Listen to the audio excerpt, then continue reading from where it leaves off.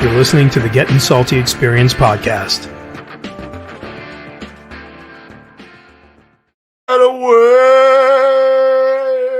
we go. We are back, Leatherhead Nation. We're back. We are. I know you missed us. We missed you. It's been like since 1973. We haven't been back here since 1973. Yep. Feels like it. Yeah. We were here last year at the Triangle Shirt Factory fire. We were, yes. But we are back, bringing you the Firehouse Kitchen Table like no other podcast can. It's the only one. Self-proclaimed best podcast ever. What he said. Yeah, I'm not lying. He ain't lying. We are. We got the best crew. We got the best chemistry. We get the best guests. We get the best everything. Best drinks, best shirts, best you name it. We got a good guest tonight. This guy is the bomb. This guy, we're only scratching the surface on this guy. This guy is I want to call him a Renaissance man. Yeah. So we usually do a lot of due diligence, right? So in the pre-show, we kind of like know everything pretty much. You know, we might and then he starts throwing this shit out, and Petey was like, Petey wait till you find out. Wait till you find out. Pete went from 6 to midnight really quick, bro. And it's got nothing to do with guns tonight and 19 slides on 17. I heard this. Yeah. That was and me. This guy is like the real deal. And Pete, all he kept saying was, "Shut up, shut up, no way, shut up." Oh my God, OMG. Silly woman. I think he said a couple of OMGs. Yeah, I threw a couple of OMGs around. Yeah. Wild times. But it's been you had a wild day, Coobs. What the hell happened to you? I forgot all about it. This is silly. I was feeling good. This is silly. You want to hear the silliness that I had today, bro? So my son graduates grammar school. He's going to school. Nice. So everybody else gets a cell phone. We order him a cell phone. He's so excited. FedEx sends me the thing today. It's going to be delivered. It's out for delivery. My wife's like, he comes at 10:30 every day if it's an overnight thing. 10:30, the FedEx guy comes. Okay. I come home. I forget all about it. I'm going to the gym.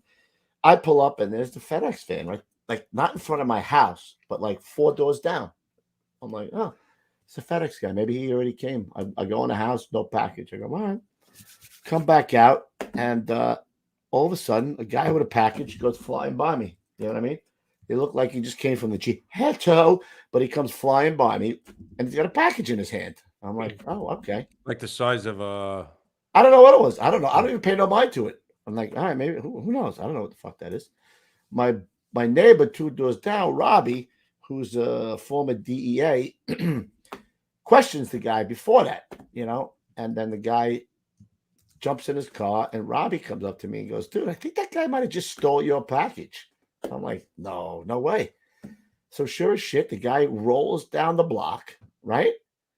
Now he's looking at Robbie because Robbie took down his plates. He rolls down the window and he points like this and he goes, boo, boo, boo, boo, boo. What? Yeah, man.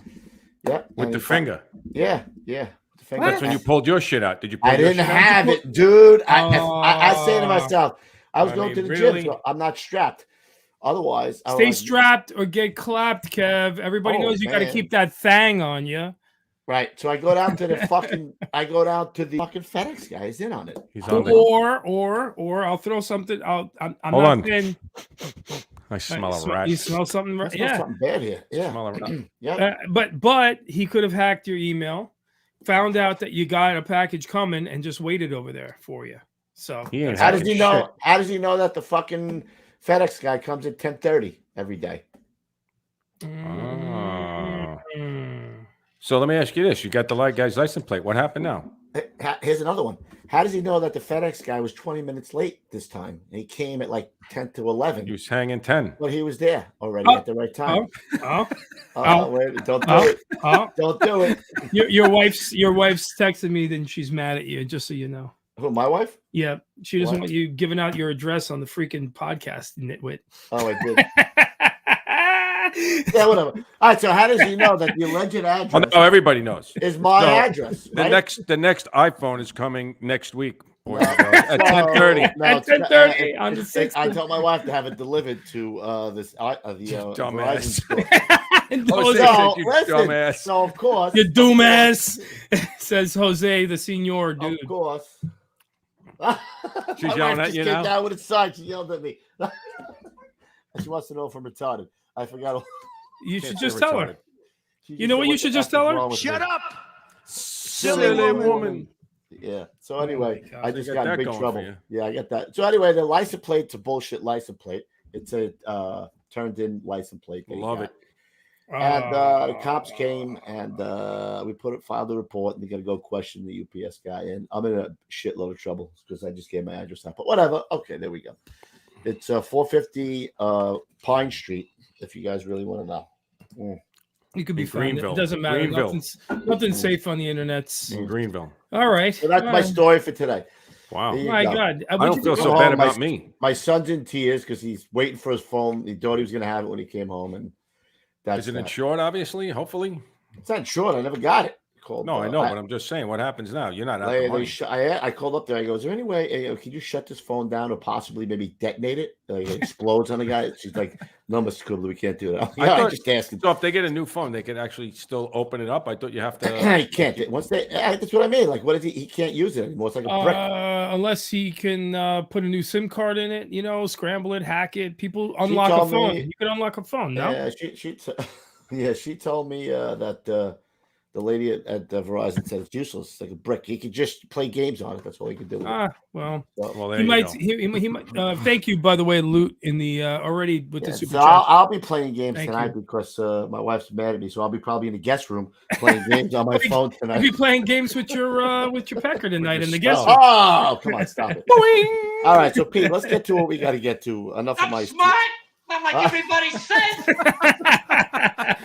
Evidently, I'm not because my wife keeps down. She goes, "Are you retarded or something?" You can't say that. She had a sign that By the way, it was a sign that said, "What the fuck? Are you an idiot?" She held it up in the doorway. It was lovely seeing Mama Kubler and the family this past 4th of July, which, by the way, was very free. I was free this 4th of July, and above all, it was amazing. Very good time. Yeah, good to be back. The fix is in. The fix is in. All right, Pete, give it out. Give up. Do something, Pete. Right, we got a couple things going on. First of all, Pete Lato in the chat. Thank you for the super chat. Thank you to Loot and Pete. Wow, man, it's already starting. We really appreciate it. All right, guys. Collection for a new cell phone for my son. But very quickly here, we, as you guys know, only have the finest of sponsors on our show, and tonight, as always, we are sponsored by the New Jersey Fire Equipment Company. Established in 1930 and under the current ownership since 1987, the New Jersey Fire Equipment Company handles a complete line of fire department equipment and supplies. Headquartered in Greenbrook, the company operates full 3M Scott service facilities in Ridgefield Park and Toms River, staffed by 10 fully authorized Scott certified technicians with a fleet of 6 fully equipped service vans. All New Jersey fire technicians and sales representatives are active or retired firefighters, officers or chief officers, career and volunteer. They understand the business and the importance of their work. New Jersey Fire has represented Scott since Earl Scott entered the SCBA business at the end of World War II. Among other leading manufacturers represented by New Jersey Fire are Globe and Firedex Turnout Gear, Mercedes Hose, Task Force Tips and Akron Brass, Hygenol, Firehooks, Arctic Compressors, MSA Carnes Helmets, ChemGuard Foam, Alkalite and Duo Safety Ladders, BA Face Shield Protectors, Truckman's Choice Saws, Grove's Gear Racks and Washer Dryers, Supervac Fans, RPI, Streamlight, and many others. A New Jersey incorporated and based company, sales and service are limited to the state of New Jersey. Find us now at www.njfe.com. That's www.njfe.com.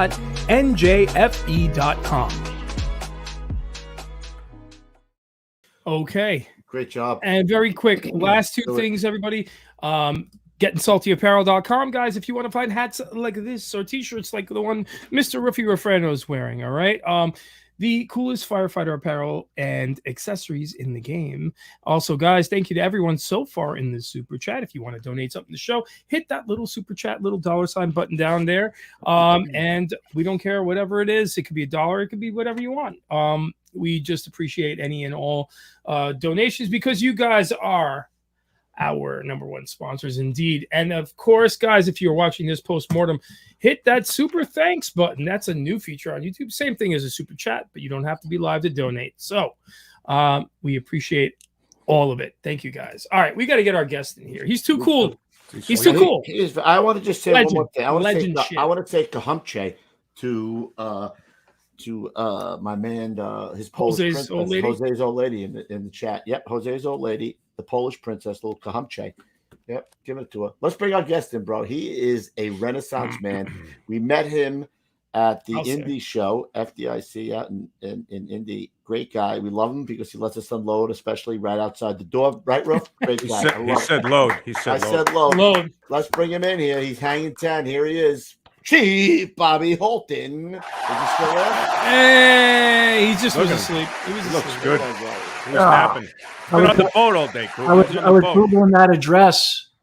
He was on the boat all day today, Coobs. You know, tough business. He was writing down my address. I finally got my photos to feed. Oh my God! Right? Look at that. Oh that my smile. God! And it's going to be easy pickings because Coobs is not packing. Obviously, it seems. You know, he talks a great game, but he's not. You don't have it when it counts. You know what I mean? I'm not going to bring it outside to go to the gym. I mean, come on. We're going to put it. Yep.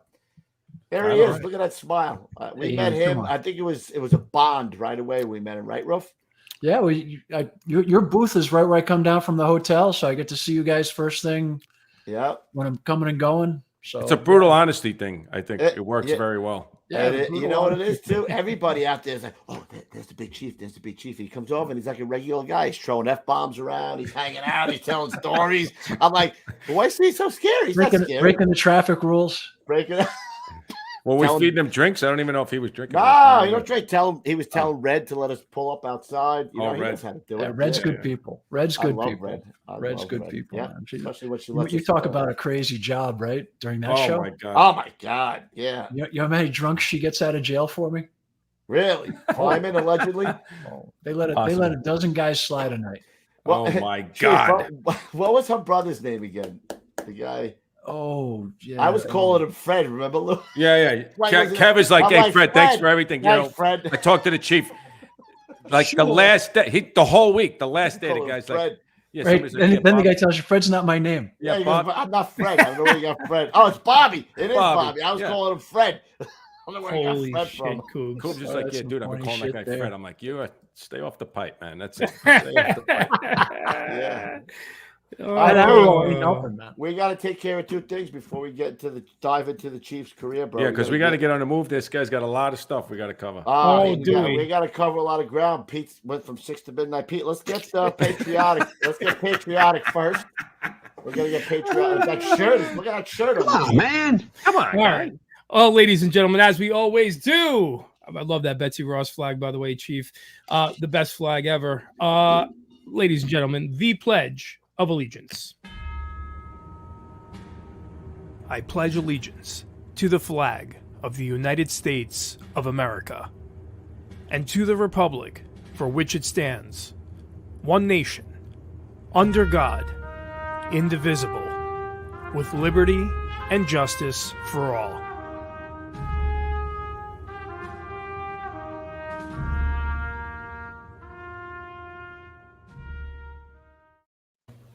That Greatest was awesome. country on earth. Greatest country on earth. Yeah, I literally in the history of the world. Independence Day just came by and went, and we also like to thank all of our brothers and sisters serving in the military. That's right. We'll talk about the chief's son who's serving in the military too. That's as well. right. But that's you mean Top Gun Maverick? I think it is Maverick, right? Or is he Goose? No, he's not Goose. He's Maverick, right? Goose doesn't make it. Remember? Oh, yeah, sorry, you're right. Goose. Right, he's not. Come on, what's the matter with you? Yes. You can act like a man. That's what you can do. Pete, let's give the word of the day for and we'll fill the audience in on why we chose this day. The Chief's already into it. Look at that. All right. He's into it. The Let's word see of the what's day, going. Pete. All right, ladies and gentlemen, the word of the day, I'm going old school here, real old school, if you know what I'm talking about, is hang 10, dude. Oh, All right, we'll get into why that's relevant. and why we can't wipe the smile off of Pete's face, but we'll. Dude. As soon as the chief told him what he did, I don't know oh my God! as soon as the chief told him what he used to do, what did he do? What?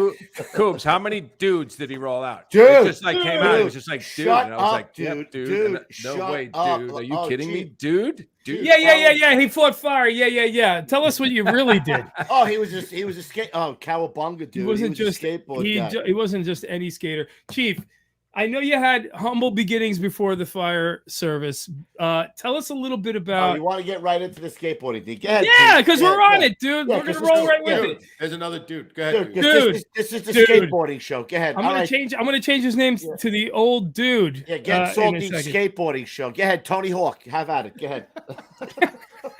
No, Tony Hawk was way after us. He was way after them. Yeah, way after. Yeah. Oh, look, Pete's gonna say us all of a sudden like he was there. You want to get into the skateboarding thing now, Pete? Before we get into this gentleman's fire career. No, it came before the fire career, and we are talking about the man's life. So you know, listen. He around the mid '60s, he thought about being a firefighter. Several family members were, and but maybe he was a skateboarder first. Go ahead, Pete. Talk about the skateboarding days. Take it away, Pete. I would let the chief do that. You take the show. Ask your skateboarding questions. Go ahead. All right, Chief. Educate these Neanderthals about who you used to skate with and why that means something. So it's all in between there, right? Like I decided to try to get into college because O'Hagan said you had to have a college degree to be an officer. So my family were on the job. The true story. My Uncle Georgie's sitting there, and I said, I mentioned I wanted to be a firefighter at a party on Hollywood Avenue. We lived down, my grandmother had a house, 1579 Hollywood Avenue, which is right about a block off of, it's a Pelham Bay area, near Trogger's Neck. So anyway, big family party, a couple hundred people. My mom's the oldest of 12. My dad was from 7. True story. I used to ask girls their last names, where they came from, when I was screwing around in the city, because you might be hitting on your cousin. Whoa! True story. If you're from Tennessee, that might be all right. Family was that big. When you're throwing second cousins and such, right? So long story monotonous. I mentioned, I'm thinking about going on the job. I had a couple uncles on the job. A couple uncles were volunteers. My old man was a volunteer on the island. So I mentioned I was thinking about the job. People come unglued, just tearing me apart. You're too stupid. You're too small. You're too, yeah. Oh, it's an Irish Catholic family. Nobody had, that was how they encouraged you. You'll never make it. You're too lazy. You're a moron. That was my mom. Then other people really piled on.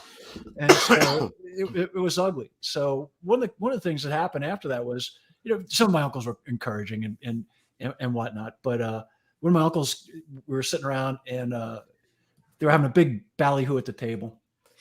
And somebody mentioned that O'Hagan said that all officers were going to have college going forward. And man, that was not taken well.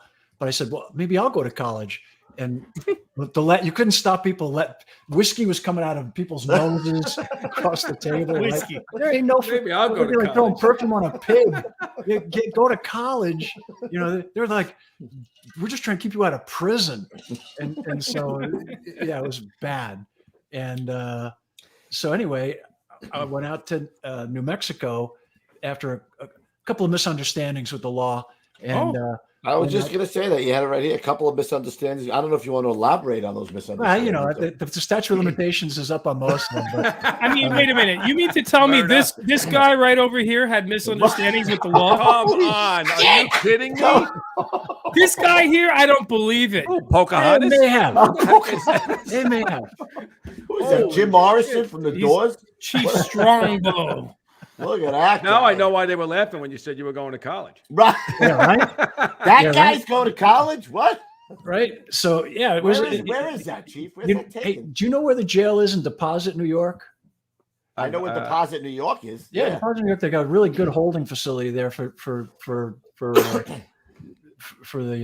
prisoners there. So Attica and Sing Sing both feed out of that place. So pretty interesting.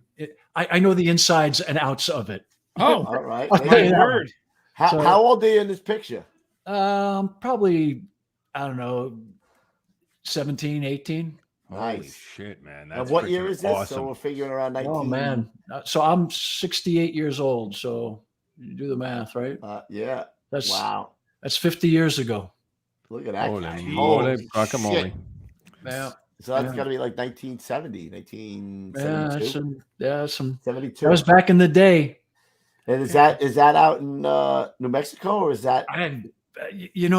It could be. It could be. Yeah, because it looks My like wife always liked that picture. She was, I love that Yeah, picture. are you kidding? I love Bro? Of course she's gonna love. You know what that. the Look at best that was? guy. This was in the pre-show where we start bullshitting about other stuff, and he's like, "Oh yeah, by the way," he takes his phone out and he puts it up like this. He's like, "Yeah, this is." Coobs almost fell out of the chair. He's like, "You got to send me that picture. You got to send me that picture." So But give more. kudos to the chief. He wasn't sending that. Yeah. but he was a good sport, and he sent Chief it. was not BSing. Yeah. So anyway, yeah. when I'm out there, Why'd you go to New Mexico anyway? Well, actually, I got a little jammed up in New York, and I was doing college there, and had a disagreement with some law enforcement issues. So I took a hiatus, and I came from a working class family. I mean, we didn't have a pot to piss in or a window to throw it out of. From time to time, we lived at grandma's and such, and so it was all on my own dime. And so get out there, and the judge said, I think that if you stay out of trouble and look into doing some community service, work with the government for a while, maybe we won't throw you in jail, which I thought was a great alternative. So I went out to New Mexico, and that's where skating started, right? So skating there, we had these what were called arroyos, these massive water handling ditches, 90-foot walls, 40-foot flats, and you could get sailing through the bottom of them. So we started ditch skating, and that kind of caught a lot of people's attention because we were skating harder and more radical than, skating a pool. Anybody can skate a pool. You're 10 feet, you're doing maybe 15, 20 miles an hour. You could go 50 miles an hour on the side of a 90-foot high wall. It was badass. It was just badass shit. So guys would come from all over. 90-foot wall at 50 miles an hour on Oh, a yeah, skateboard. Oh yeah. So I'm out right there. No wonder why Peter gave a boing. Yeah. Hold on. Yeah. Look at this crew. Look at this. First of all, it's not just that he was ripping down 90-foot walls and all that. I mean, look at this motley crew he was rolling with right here. Are you in the middle there? That's me in the middle. Yeah. What? Holy shit. Come on. And he was sponsored by one of the legendary companies, Sims. Yeah. And you used to roll with guys. He told us all this, ladies and gentlemen, like Tony Alva and Stacy Peralta and all these guys who are like living legends. So that's why I was all like, whoa, what's going on over here? You're all moist. That's what was going on in my pants. You still talk to those guys, Chief? Yeah, sure do. All those sticks on the ground, those are my sticks. That was like my center photo. Then we all took turns with it. I like the longer boards. The Gordon Smiths I like for the flex, but only for freestyling and things like that. But I really like the Sims, and I like the laminates. So those were my favorite sticks for when you were really hard skating. And then in Carlsbad, I think it was like around, I don't know, maybe 72 or 3. I luged for the first time, which was pretty gnarly. A guy built me a luge board. A guy named Guy Watson built me this. I'm on my hands there on the side of a wall. Yeah, that's incredible. That's total insanity. Yeah, the wall's probably about, I don't know, 20 foot high, and I'm riding on my hands.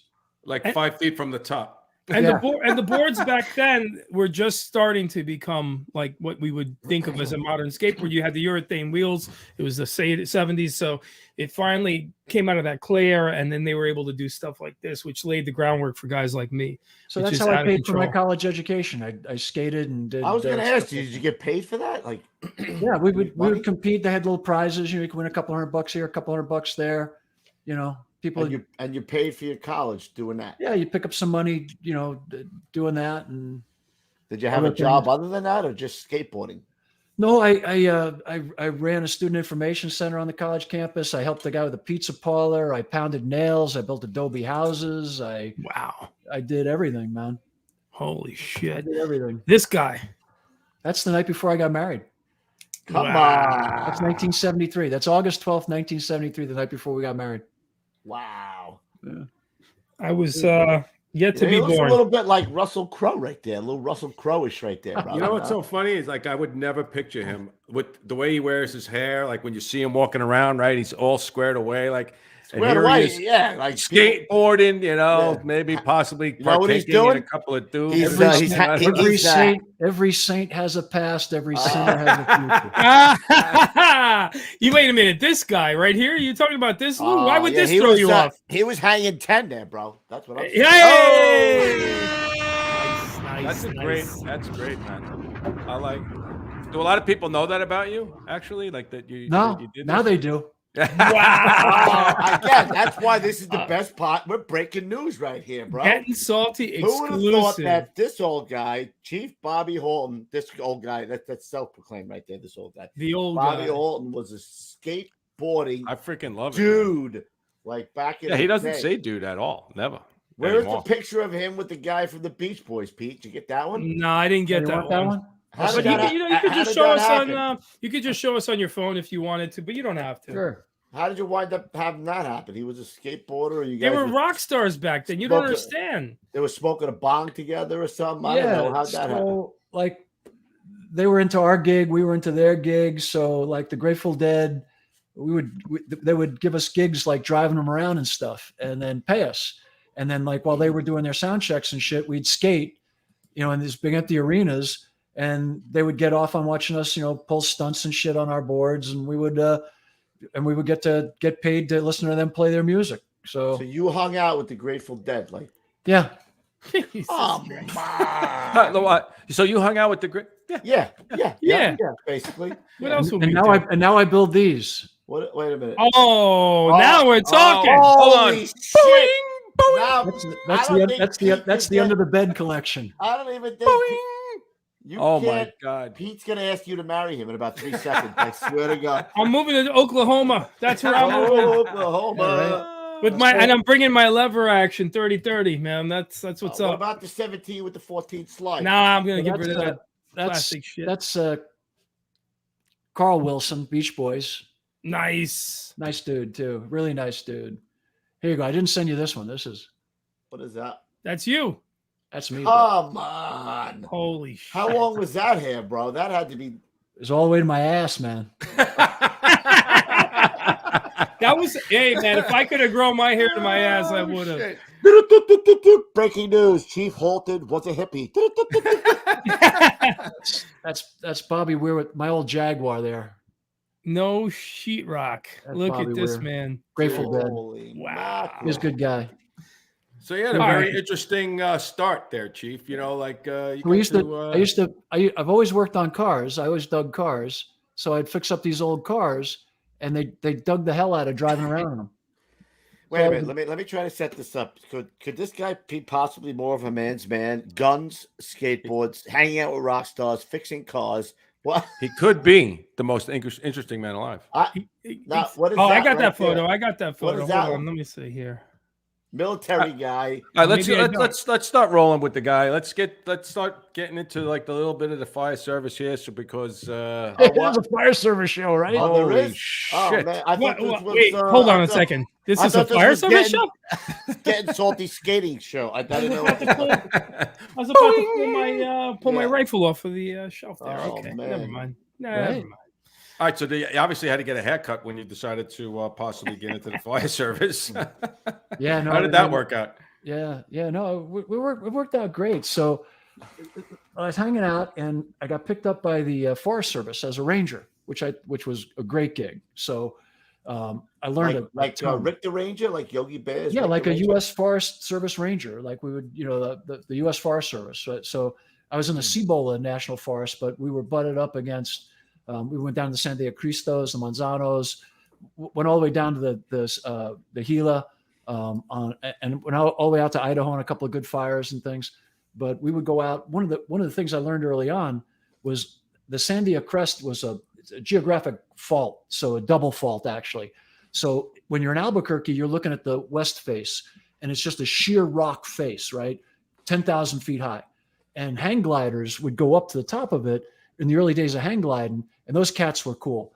And they would go hang gliding off the top of this 10,000 foot mountain, and they could fly out there for, hours, just over the city of Albuquerque for hours. Every now and then, one of them would jack around and get screwed up and come crashing back into the side of the mountain. And I'd have to go down and try to rescue them, me and whoever else I could muster up from the Forest Service. So that's where I learned about ropes and climbing and how to take care of people.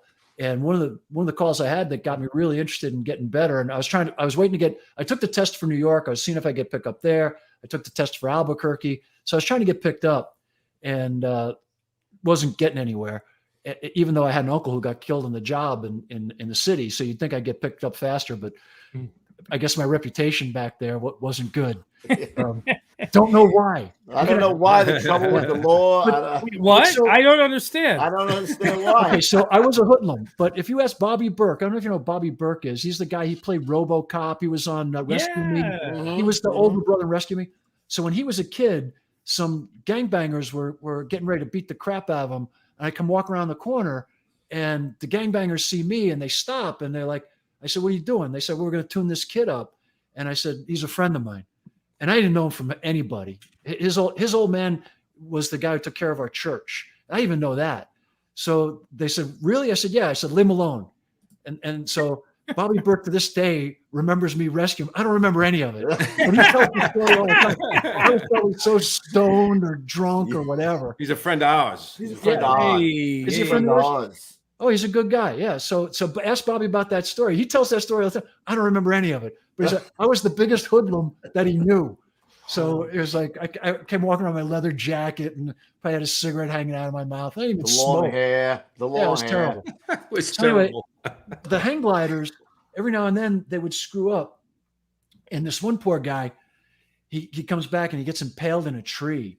So I roped down to this guy and scrambled down to this guy. And I'm trying to get him out of this tree for about 3 or 4 hours. And he died. And he was a young guy. And like he told me his whole life story while I'm with this poor bastard hanging on this tree, right?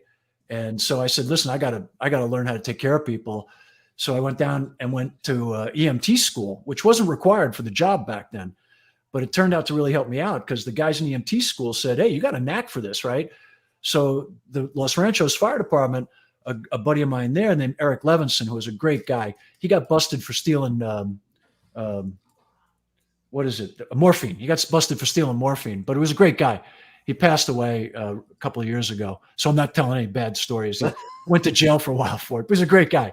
So anyway, Eric got me on with Los Ranchos and they put me through paramedic school because I figured if you're going to be doing firefighting, you're going to be doing this stuff, you can't be just standing there waiting for help to come. You got to take care of people. So that helped me get picked up by Albuquerque, which was great. And so I got picked up by Albuquerque first, and that's how my real structural firefighting career. But while I was in college in New Mexico, that's when I was doing all the skateboarding, driving around all the rock bands, Leonard Nimoy, Grateful Dead, Beach Boys, ELO, Santana, people like that. And they were all, and so that's how I went through school. And the Forest Service picked me up, and that was great because I was a ranger. And we early heli attack crews, they'd take us up in these old Hueys, drop us off in the middle of a forest fire. One guy with a portable radio that didn't work, a bunch of Halligan tools, and not Halligan tools, or Pulaski tools rather. And basically you'd run for your life for 3 or 4 or 5 days and the fire eventually would burn itself out. And so that was a great experience. And the Albuquerque guys picked me up and that was a great experience because I got to work with guys in Albuquerque that were just top shelf. The guys like Gene McPeak and Ronnie Beckman, Ted Nee. The first captain I worked for, a guy was named Mongo. And this guy, right out of Blazing Saddles. We were talking about earlier. You remember the character in Blazing Saddles? Yeah. The horse, knocks the horse out. Looks just like, and he could. No way. Oh, he was a rancher too. He was a real cowboy, New Mexico. Paul L'Esperance, God bless him. I think he's still alive. This man could literally punch his way through a cinder block wall and not scuff a knuckle. He was one of the strongest, toughest guys I ever met in my entire life. Taught me how to take care of my crew, taught me how to take care of my firefighters. He was my first captain. And this guy, he was just like everything you wanted in a captain. You know, a Vietnam vet, knew the drill, knew how to take care of people. And we had a guy, Pepitas, who was another Vietnam vet. And while in Vietnam, he got trench foot, so real bad. Whoa. So Pepitas was his name, which was Pepitas means stinky feet. So he had really stinky feet from having trench foot. And you had to let him sleep in a room by himself. Because his feet stunk so bad? Oh, if you walk in the room, you'd throw up. No shit. You would just hurl. It was that bad. And There's no way to solve that? No, man. What? I mean, he tried everything. He feet in, salt cut it water, off. peroxide, chlorine, nothing. Really? Just nubby. once you get really bad trench foot, it's forever. So yeah, it was horrible. It was so bad. It was so bad. And so, but you had to take care of you had to take care of him because he was one of the crew. You know what I mean? You dealt with it. You lived with it. He was a great guy. It was a cross he had to bear. You know what I mean? And you didn't screw with him for it. And we had another guy. His name was Harry Seaman, but so they called him Merkel Peludo, which meant fuzzy sperm. But he was a great guy.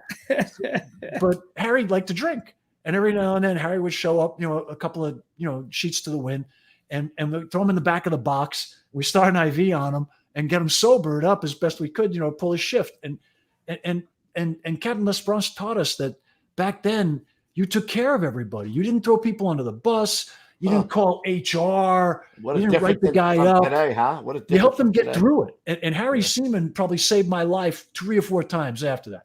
Wow. And so that's the brotherhood. You know what I mean? The brotherhood's not rules and regulations and going to parties and doing stupid shit. It's taking care of people when they're sideways. You know what I mean? Helping them get straight. You know what I mean? Because like we were showing those pictures early, everybody's got a past and everybody's got a future. You know what I mean? And I got no regrets for the way I live, none whatsoever. And I'm clean and sober now. I've been for a long time, but when I was a kid, I was hell bent for destruction. You know what I mean? What do you think turned you around, Chief? I always wanted to be on the job. I mean, I sent you that editorial. It's a true editorial. I'm going to publish it in November. I always dug it. The people I admired most, my Uncle Robert was a New York City first-class detective, but he was also a volunteer fireman when he came home. And he was a great fireman. He was a fireman's fireman, and he was a cop's cop. I mean, just one of the greatest guys in the world. And this guy, I mean, he was a Navy guy. Everybody said in his family, they always worried about him. And he ended up with 2 pensions and the best life ever, right? And then my Uncle Georgie, he was on the job. And he got killed in Staten Island. He was actually my great uncle. He got killed in Staten Island. Back in the day, you could start a rig when it was in gear, and somebody jumped in and started the rig, and the ladder came back and eviscerated him, crushed him. God. So he's on the wall it was a false alarm too. He's on the walls on Staten Island. George Byrne, he's on the wall at FDNY headquarters as a line of duty death, and he lived for like 2 or 3 days. In the hospital, and but he could fix anything, and he had an electronic repair business in the firehouse at the same time. So like people are bringing radios and such, you know what I mean? Yeah. Uncle George, you would put in new tubes. Tubes and shit. Yeah, right. It was tubes. It wasn't. Yeah, it was tubes. And then my Uncle Matt was a fireman, and my Uncle Bernie was a cop and a fireman. Oh, so. Yeah, my mom was from 12. My dad was from 7. Everybody was a cop, a fireman, or a priest. They had 2 uncles who were priests, and I knew I didn't want to be a priest because I really like girls. You think? early on, that would have did it for me. I really like girls, and I did it. I'm really kind of confused because I did an in-depth study, and I've discovered that there are boys and there are girls. So these dudes dressing up are messed up.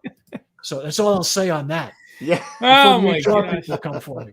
But don't worry, you're looking at the HR department right here. You're going to be in good hands. There you go. So anyway, I was always around these guys, right? And everybody always had their gear with them, and their guns with them. And so one night, here's a true story, Hollywood Avenue story. So we're at grandma's parties would go forever, 200 people, whatever. So me and a couple of my cousins are sleeping on the front porch. You know how those Queen Vics, everybody build a porch on the front, screen it in. So we're in the screened-in porch, me and a couple of my cousins, and we're racked out.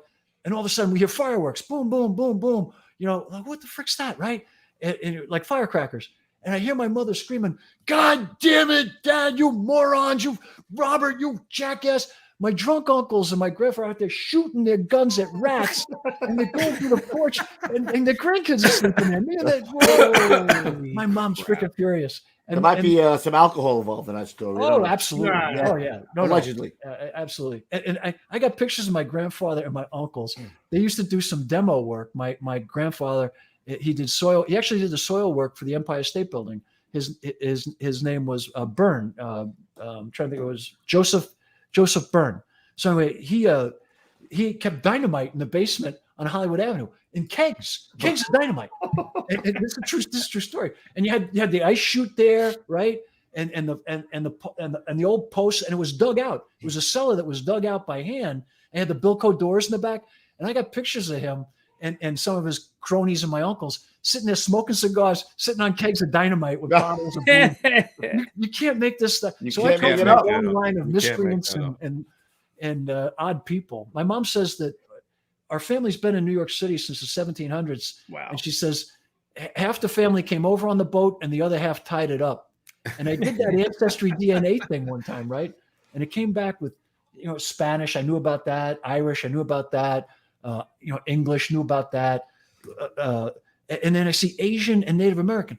So I says to I knew a little bit about the Native American. There was some nonsense back in the day, but none about the Asian stuff. So I said to my mom, and she was like 90 at the time. I said, "Mom, what's up with the Asian part?" She goes, "What are you talking about? The ancestry DNA." She goes, "You kids with this shit, what do you care? We never cared about that shit."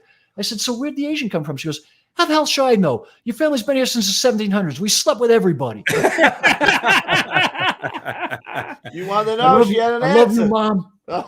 I wonder if some of your family, because a good percentage of the Revolutionary War was fought in New York. I wonder how much of your family was involved in that. Oh, they were all in. Oh, yeah. Really? My family. Oh, yeah. My mom was my grandmother was a Plunkett. She was May Plunkett. If you Google her in the old newspapers, her cotillion, she was the only girl who had her own little carriage. She was richer than shit. Hollywood Avenue in the Bronx there, they owned like a couple of 100 acres in there back in the day. Really? She grew up super rich, never worked a day in her life, married my grandfather, popped out 12 kids, and still never worked a day in her life. My mom raised all her brothers and sisters. May never lifted a finger. Wow. And oh yeah, true story. She was May Plunkett. 12 kids, man. Oh, Nobody told that guy to leave that woman alone. That poor woman. Well, she was Irish. Yeah, they do. Well, he was Irish. When the frost is on the pumpkin, the kids That's are it, baby. That's it. Just get another bag of potatoes. Don't worry about it. Right. Just kept popping them out, right? Holy wow. So anyway, I was always around cops and firemen and priests and people like that, and it didn't matter if you were down on your luck, if you were down on your last dime. My old man, if he had $5 in his wallet, he'd give you the $5. And everybody in my family was the same way. I mean, I remember we'd be coming back from my nanny. My dad's side of the family, I had a nanny because she came over on the boat. She was taking care of an English family, and my grandfather swept her off her feet, wouldn't let her get back on the boat. And Halton's Hardware was right there in Jersey. She lived on top. So my nanny would always give me $1 or $2, when I leave. And we were so broke on the drive home, my old man would take the $1 away from me for the toll. That's true. So that's how I grew up, How many brothers and sisters did you have, Chief? 7.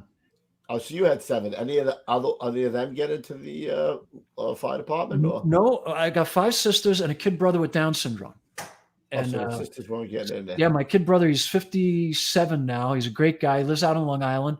And Ray, and he's he's kind of like a 3-year-old, but he's in a 57-year-old body. Right. And he's like the greatest guy in the world to hang out with, man. That's cool. Man. My brother's in a similar position, you know what I mean? And yeah, definitely an interest. It's always interesting, right? Like they're always like the best people, Oh man, you want to learn about you want to learn about humility? Hang out with a Down syndrome group of folks, man. They'll make you feel like the most narcissistic bag of shit in the world in about 11 seconds. Yeah, right. Because they don't think of themselves at all. Yeah. They're always thinking of other people. It's true. They're just in love with everybody. Yeah, they do have a huge heart. So that just meant I had to be a fireman. I mean, I just had to be a fireman. And You know, I got a lid here, which is an old family lid. I'll show you. Yeah. Guys, this might be the first guest we've had where it's actually more interesting to talk about his life outside of the fire service. All right, check out this lid. Wow. Whose lid is that? Whoa. Is that a beat the hell lid, right? What Whose is that? It was my Uncle George's, the guy that got killed. Oh man! Wow. You know what I was thinking before too? Whoever threw that rig and gear must also have had a hard time after that too. Like, Oh man, right? you know what I mean? Like, Yeah. I mean, not to downplay anything. Obviously, your Uncle George, you know, but that's heartbreaking for a person who has to live with that kind of pain. You know, yeah, I know. You know, I know. Stuff like that happens all the time on the job, and that's the problem. Like, guys think that, you know, if you got all the rules and regulations and whatnot, you follow all the procedures, they'll help you. But procedures just help you to get a handle on the situation. Stuff is going to happen at every job that's never happened before. So you got to, like Tommy Brennan, who is a dear, dear friend of mine, always used to hit me up with, you got to be thinking all the time. You got to have your head in the game, right? You got to be paying attention. And Tommy, God bless him, he held my hand. Him, Ray Downey, Dick Sylvia, you know, I remember like reading Emmanuel Freed, like he was the gospel. I don't know if you guys remember Emmanuel Freed, but he wrote a great book, Google Emmanuel Freed, Fireground Tactics, still one of the greatest books ever read. And in the back of Freed's book, I mean, it was the Bible to us. He had these scenarios, man, pencil and paper scenarios, but Emmanuel Freed, he was like my biggest hero. And I remember my uncle Robert saying, "Hey, I got something for you." And it was Freed's Book of Tactics. Is that signed by right? Freed. It's on my shelf. Over And that there. was back And when. you know, you could actually get it on Amazon right now for the low price of $900 if anyone's interested. What? Really? Yeah. Yeah, it's out there. Fireground Tactics by Emmanuel Freed, hardcover, used, $900. Yeah, I got it right here. You better sell it. I'll give you $8.50. Yeah. I give you 50. I'll tell you, you know, someday, Cubes, Lou, it's yours. Someday I got to give all this stuff to somebody. I don't want it's like my gun collection. If I die tonight, don't let my wife sell that shit for what I'll take your gun overnight, collection. right? I'll take it. He'll take your guns and your skateboards. Yeah, Don't let her sell my guns. never let your wife sell your guns for what you told her you paid for it. No, Absolutely. no. How did you Absolutely. become friends with so many guys in the FDNY, Chief? Well, I grew up in that area, right? So Right. I knew, you know, like I knew Pete Gansey, I knew Alturi, you know, they're all like neighborhood guys. And so I was going to get on, I wanted to be a New York City fireman. And so I sat for the test, but while I was out in Albuquerque going to school, my wife and I, we've been, you know, we have 49 years together. We'll have, you know, this August 13th, we'll have 49 years. So Nice. And I was on the lake with her today. I sent Cube some photos of me and her swimming in the lake. There's nothing. Yeah. Barry Gibb with your wife here. She's prettier than that now. Yeah, I'm good sure. for you. She's a doll. So she fell in love with New Mexico. And when New York City said, "Hey, we're going to pick you up for class," it was like, "Have a nice time. Goodbye." You know? Right. Oh, so they did call you. They Yeah. called- So Albuquerque picked me up.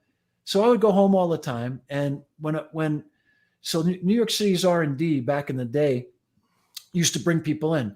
So remember the engine project? Remember the engine project when all the engines had to come in the 90s? Like 95 to 99, we brought all the engines in to look at the hose lays and look at all that. I was on that.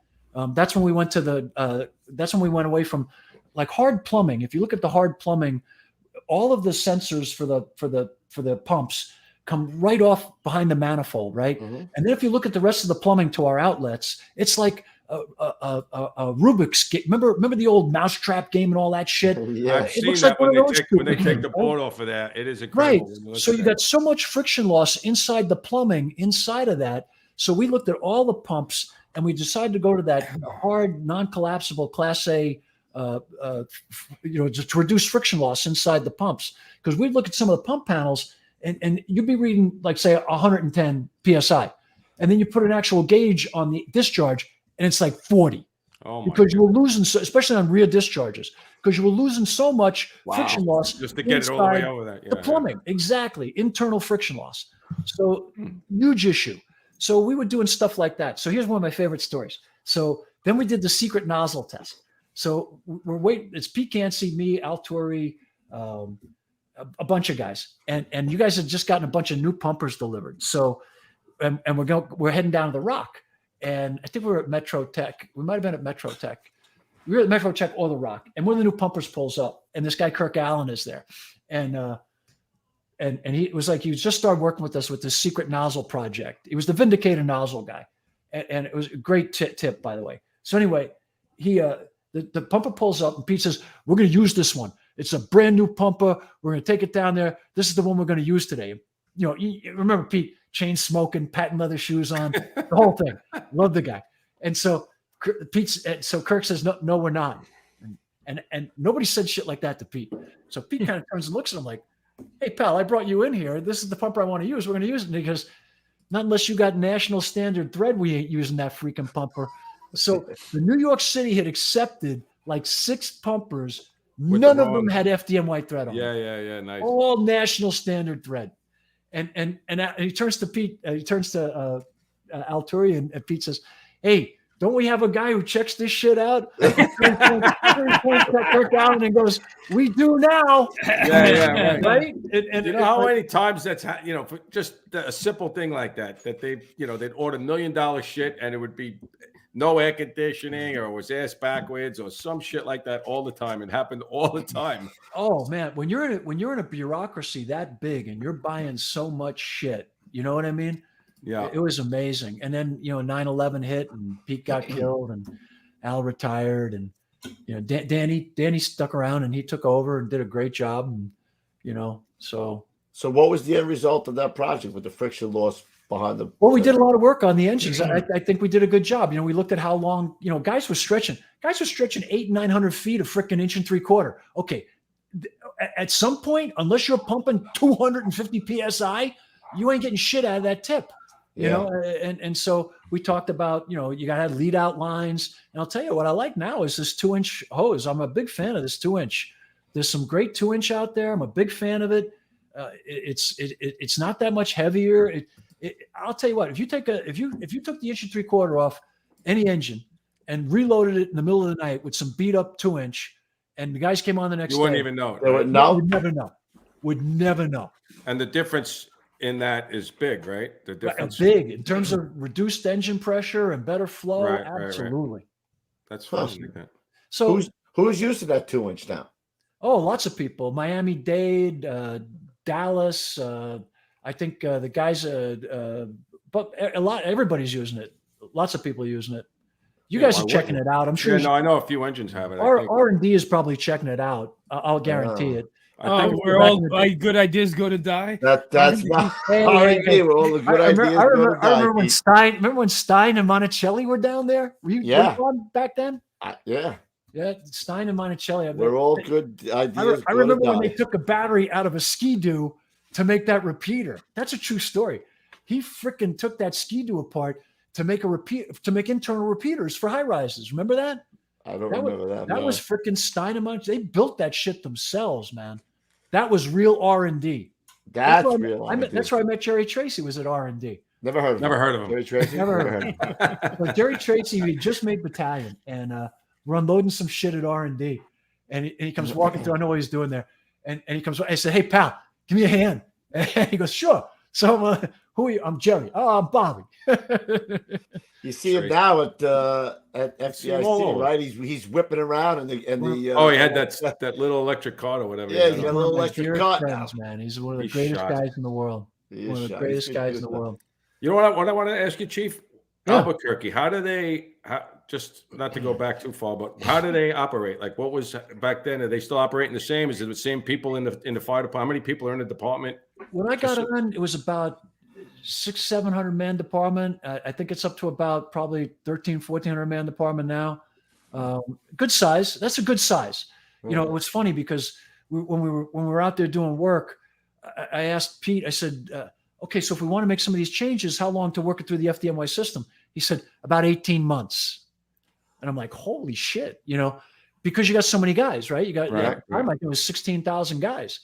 That's a lot of people to put through training. You know what I mean? And so that's the plus and that's the minus, right? Right. Like you guys can put 400 people on a job in 15 minutes. Not too many people can do that. Like California can put 200 engines on a job in an hour. Not too many people can do that. But so the smaller jobs, but they are a little more nimble, right? But if a job gets too small, I'm not a good fit for too small a job. You know what I mean? I like to be in a job that has about 1,000 to 3,000 people. I like those jobs the best. But I'm okay with the 200 and 300 man jobs. But Albuquerque, 4-man engines, 5-man trucks. Our boxes were all firefighters. They were cross-trained firefighter paramedics, and you'd get 3 firefighters off every ambulance. But they were cross-trained firefighter paramedics. So these dudes were totally. We used them like you guys used rescues. They went to more fires than anybody. Really? Yeah, because they could jump districts, so they could jump any district they want fire. So they would show up and they'd be in gear pulling the line off your engine before you were out of your engine. How did you deal with the heat all the time down there? Like, for us, it's the summer. It's like a month or two. But is it really horrible all year? So you guys, okay, so you got to remember that it's a real dry heat. And I know people laugh when we say that, but in our home in Edgewood, we didn't have air conditioning because a dry heat, when you're not in the sun, you're fine. You don't sweat or anything. Really? And then at night, like in Albuquerque, it'd be like 110, 105 degrees during the day. At night, it would go down to 60. So you'd be putting on sweatshirts and so we only had fans in the house because you didn't need air conditioning in the mountains where we lived. But in the city, the people had air conditioning, but because the city doesn't breathe like other places. That's why I became so in love with the Southwest with, guns and horses and hunting and fishing. Like when I talked to Cubes today, I've been on my boat every day this week. If I'm not on my boat, I'm out in the duck blind or I'm out, dropping a line in my pond down the bottom of the hill here. Or I know a guy like that. I know a guy like that. He's right next to you. Yeah. Men and women weren't meant to live in tall steel buildings and tiny boxes. It's just not natural. You know what I mean? And that's why you see the crap that's happening today. It's just unnatural. We should tear down all the cities. And Thomas Jefferson once said, we should be careful about the cities because they would breed hysteria. And what he meant by that, you really can breed hysteria, right? Hysteria as a phenomena. And when you look at these social contagions, whether it be, where kids commit suicide as groups, or now everybody's, a transsexual or whatever the hell they are. 10 years ago, the word didn't exist. But now every third kid you meet that's under 19 thinks he is one. Right. Because it's hysteria, right? It's a social contagion. And those things happen in densely populated areas. It's a phenomenon of densely populated areas. If you go to where people live in more natural environments, they're like, what are you freaking kidding me? Yeah, right. You know what I mean? It's so it's different. And I think that the beauty of America is that most of the people live in the city want to get the hell out.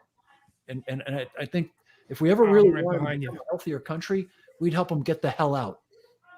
Yeah, I've never heard it from that point of view. That's really. I got to check that out about that quote. I think that's a Jefferson quote. Yeah. That is spot on. Yeah, and that was 200 years ago. Oh yeah, more. Jefferson was a genius. John Kennedy once said he had like 18 Nobel laureates in the White House, and they're having dinner. And Kennedy walks in and he says, "I don't think there was ever more intelligence seated at the dining room table in the White House than when Jefferson dined alone." And that was an homage to Jefferson. If you read Jefferson's letters, if you read, they're hard because Jefferson, their language was very flowery. Like one of the things I love about fire engineering, if you ever get the time, come up to our offices in Jersey. I've got firefighting magazines from 1877 and some older, but fire engineering from 1877 all the way up to today. And if you read the storylines, it could have been yesterday. I mean, the fires, right? But the language, the artful language and the depth and the words, like most people today, their vocabularies are limited to about 1,000 words. But there are literally 2 or 3 million words in the English language, and we limit ourselves to a small cadre, of familiar language. And when I look at these idiots on these, no disrespect, but podcasts and such today, I don't blame you. well, acting as if they're intellectuals, it's almost You mean like if there's dogs barking in the background, you mean like That's that? a good dog. I mean, Oh, you hear my dogs? Is that I'm saying to myself, are they hearing my dogs upstairs? Yeah, That's fine. yeah. You know what, Chief? When I went to the Rock, I'm doing this research on the history of the squads, and I went down to the library at the Rock, and a guy took me in the back, and they have the old journals from like the late 1800s, early 1900s, and I'm reading these journals.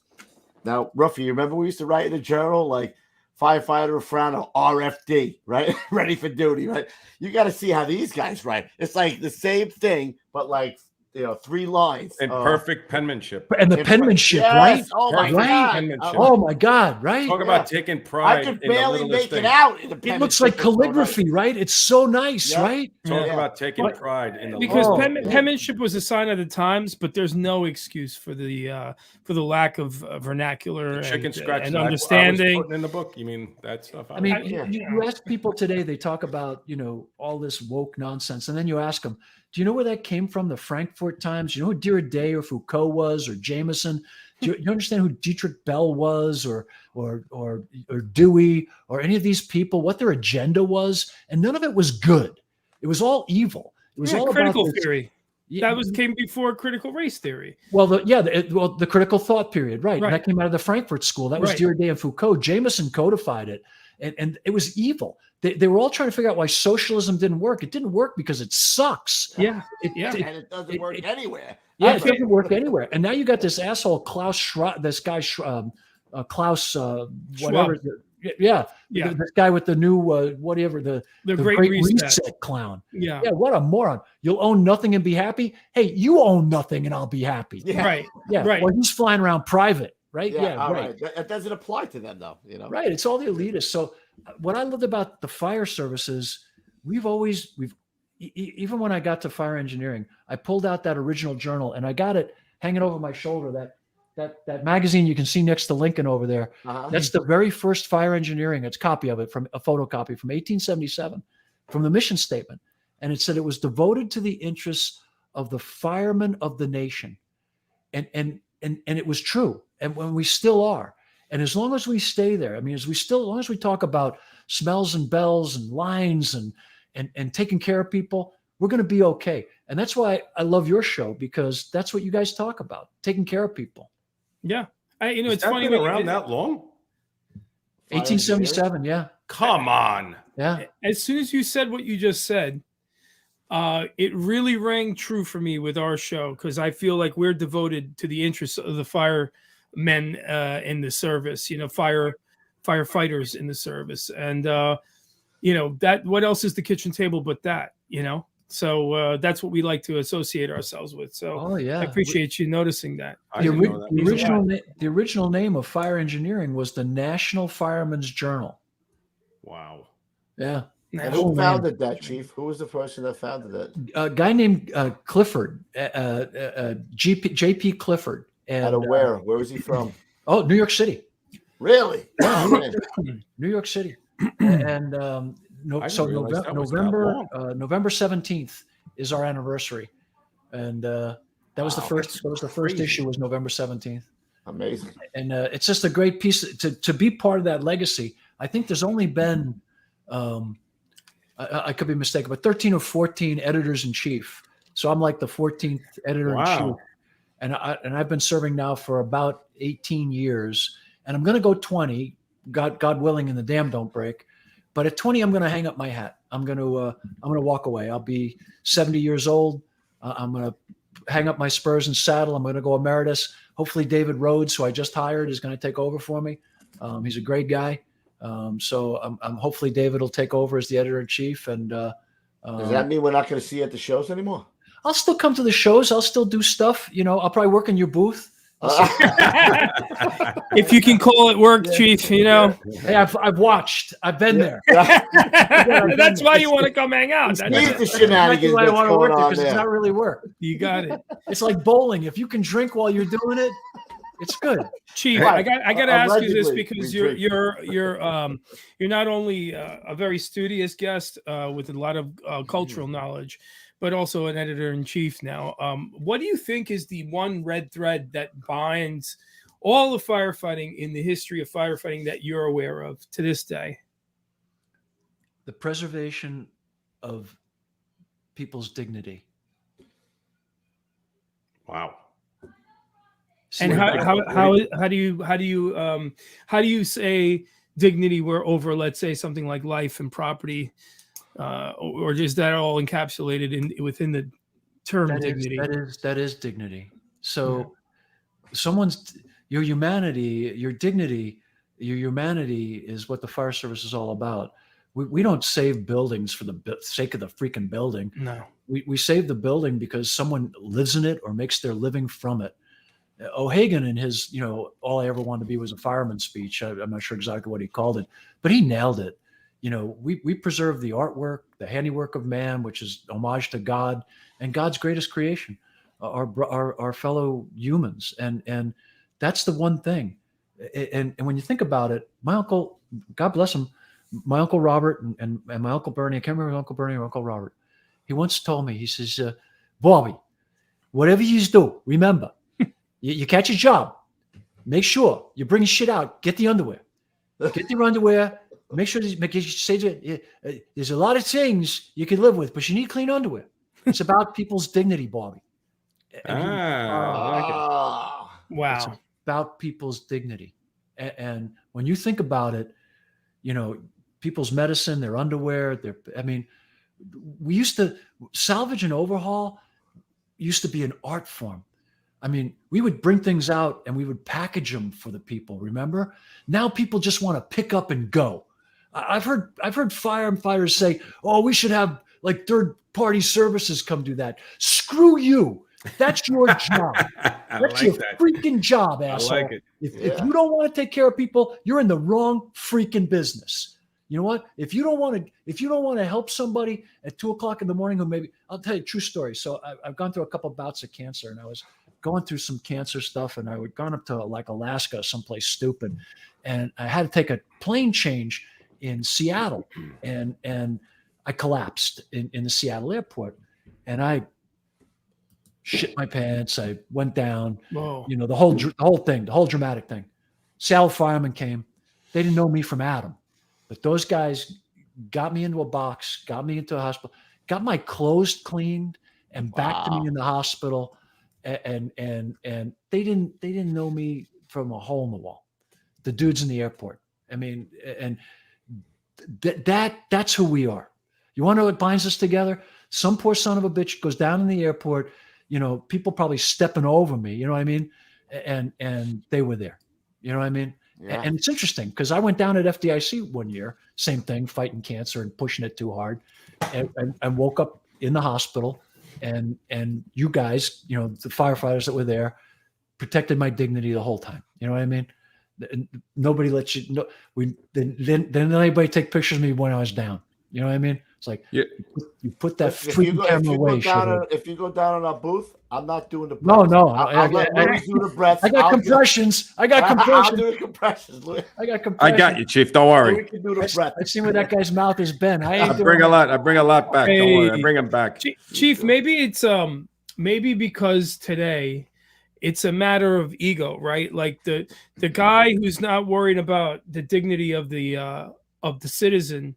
Maybe it's because he's sniffing the next job already, and that's a glory chasing thing, or maybe it's just it's like any other addiction, it's a rush. The more I do this, the more I see, and this is the truth. This is the same thing with the United States.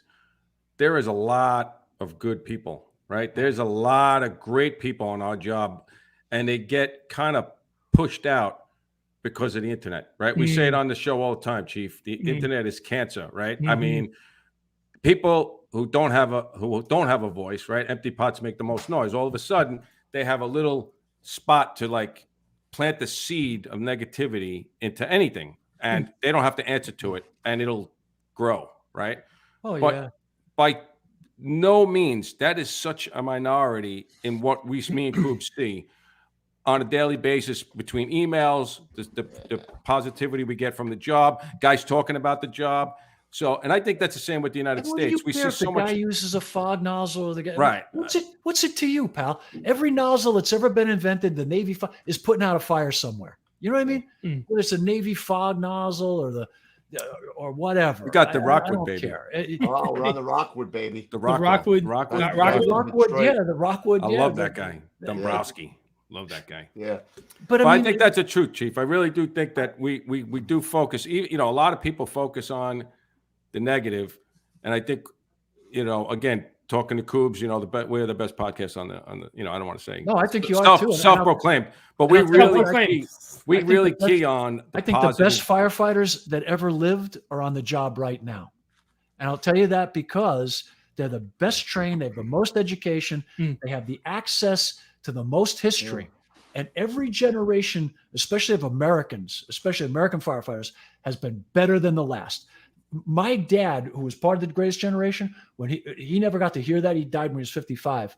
But so he never got to hear that term, but he would have said that's bullshit. Because every generation of Americans has outdone the previous generation. And the kids today, they're outdoing my generation. They're going to outdo your generation. The kids after them are going to outdo them. They just keep getting better and better and better. They get smarter. They get faster. And people ask me, I think, you know, and you're right, Lou, the guys that get the press are the douchebags, are the losers. They get in trouble. They hurt somebody. I mean, look at this moron who shot up the parade the other day. He's all over the news. But you don't hear about the probably 10,000, 20,000, 30,000 kids who did something incredibly decent and bold, you know, over the weekend. Maybe risked their lives at a lake saving some kid who was drowning, or maybe, you know, did something heroic, you know, driving home from work, saw some poor guy and, you know, rescued him. I mean, just any regular citizen, to say nothing of the kids on the job. Very few times we get a glimpse. You know, you'll see it on the news where, you know, like 20 citizens will come over and flip a car over for somebody who's trapped in the car. A guy did that. Happens A guy all the did that time. on the news the other day. He lifted up a Jeep. It was just on the news. Lifted up a freaking Jeep to get a kid out from underneath of. They're out there. We just got to keep reminding That was people like- that that's the majority. That's the vast majority. Especially in America. I've been all around this world, and there is no place. There's No no doubt group about of people. There's nothing like this country. The people that bash this country are the lowest. I think it was Eisenhower. No, it was Patton. Patton once said that politicians were the lowest life form, and that Democrats were the lowest life form of politicians. So, and I love that line because I'm not one. But when you think about it, those people that bash this country, they are just awful, because this is the greatest place in the world. Always has been, always will be. Have we had our ups and downs? Yeah, of course. But we're not China. Hell You know what I mean? No. And you know what I want to add to that, Chief? No matter how they try to identity, you know, use identity politics and separate us, the one thing about the fire service is that we never ask, you know, when we're going to do a search, and you know, what color is that person in there? What sex are they? What religion are they? What political background? We don't care. We can't see when we're in there. We don't care what they are. We still do our job. I used to go around teaching assessment seminars, right? So I go to St. Louis a couple of years ago, and they bring me in, great guys, and the kid's in the front row, and his name was Morrison, Rob Morrison. So he says, "Oh, Chief, I've got family in Albuquerque." So he's in the front row, tells me he's got family. So I bust his balls the entire, 3 days I'm teaching. And he was a great kid. He ended up passing the test, getting promoted and everything else. And just a wonderful kid. And at the time, the St. Louis firefighters were pretty divided. And so the black firefighters asked me to come in as well. They had a group called Fire. Great guys, teach for them. So Rob asked me about Albuquerque. And I said, yeah. And we were going to bring him in. At the time, I became the training chief. So I was going to bring Rob into Albuquerque. We're talking about having him come back home to Albuquerque. I was going to lateral him into the Albuquerque Fire Department. And so we were talking about it. It's getting ready to do it. And they go to a fire in an automotive place. And he goes to the second story, and he's got a ride along with him, of all things. And he gets jammed up. And so he calls a Mayday. And this guy, Derek Martin, is on. Here's the Mayday. He's got about a half a pack left, and he bolts back in to look for Rob. Rob was white. Derek was black. Rob and Derek died 6 inches from one another. Derek trying to save Rob. Derek didn't give a shit Rob was white. Never. He didn't ask, oh, is it one of the black firefighters or one of the white firefighters? Never. Derek ran in to save a fellow human being. Dignity. Derek laid it on the line, gave his life for his brother, and that's what it's about. No, the people who are trying to divide us are horrible. They're absolutely horrible. And when the thread that keeps the fire service together, Pete, is dignity. Yeah, everybody's dignity. And man, you know, you hear stories like that, and you're like, that's what it's about, right? Chief, we got to all start acting like it's 9/12/2001 again. It's always 9/12. Yes, it is. And I'll never, you know, that time was especially hard for you guys, no doubt. I went through a 2-week period. I didn't even leave my house. I didn't know what to do. I tried to help. My father was, like I told on the show before, my father was handing out food, especially to the guys down on the pile. They had like a food stand set up for them. They would just come get food or whatever. And they wouldn't even let me come do that because of security. And I was spinning. But I'll tell you one thing. I've never seen that many American flags in every window in Queens, New York. I've never seen people stop whatever it was they were doing to applaud the trucks whizzing by, cop cars whizzing by, you know, and that feeling that you would look at somebody down there and you would look at the cops and you would look at the firefighters and you'd go, yeah, we're in this together. And 9/12, you know, keep that 9/12 attitude, man. And you got a country. I think most of the country still has it. Yeah, I agree. I agree. It's just that, like you said, all that bullshit that comes to the surface is what sells and gets the clicks. And you know, it's up to us to ignore that. Well, I think that's what Getting Salty is doing. It's you're celebrating the American Fire Service, and you know that's what it's all about. It's not just the fire service; it's the American Fire Service. Yeah, absolutely. Love this guy. It's a legacy. So, Chief, you go from firefighter. I mean, we kind of glossed over this, to deputy chief of operations in Albuquerque. I mean, so how many ranks is that, and how fast did you get there? And not that fast. I spent I don't know about 6 years as a firefighter, about 4 years driving. I was probably a lieutenant for 8 years.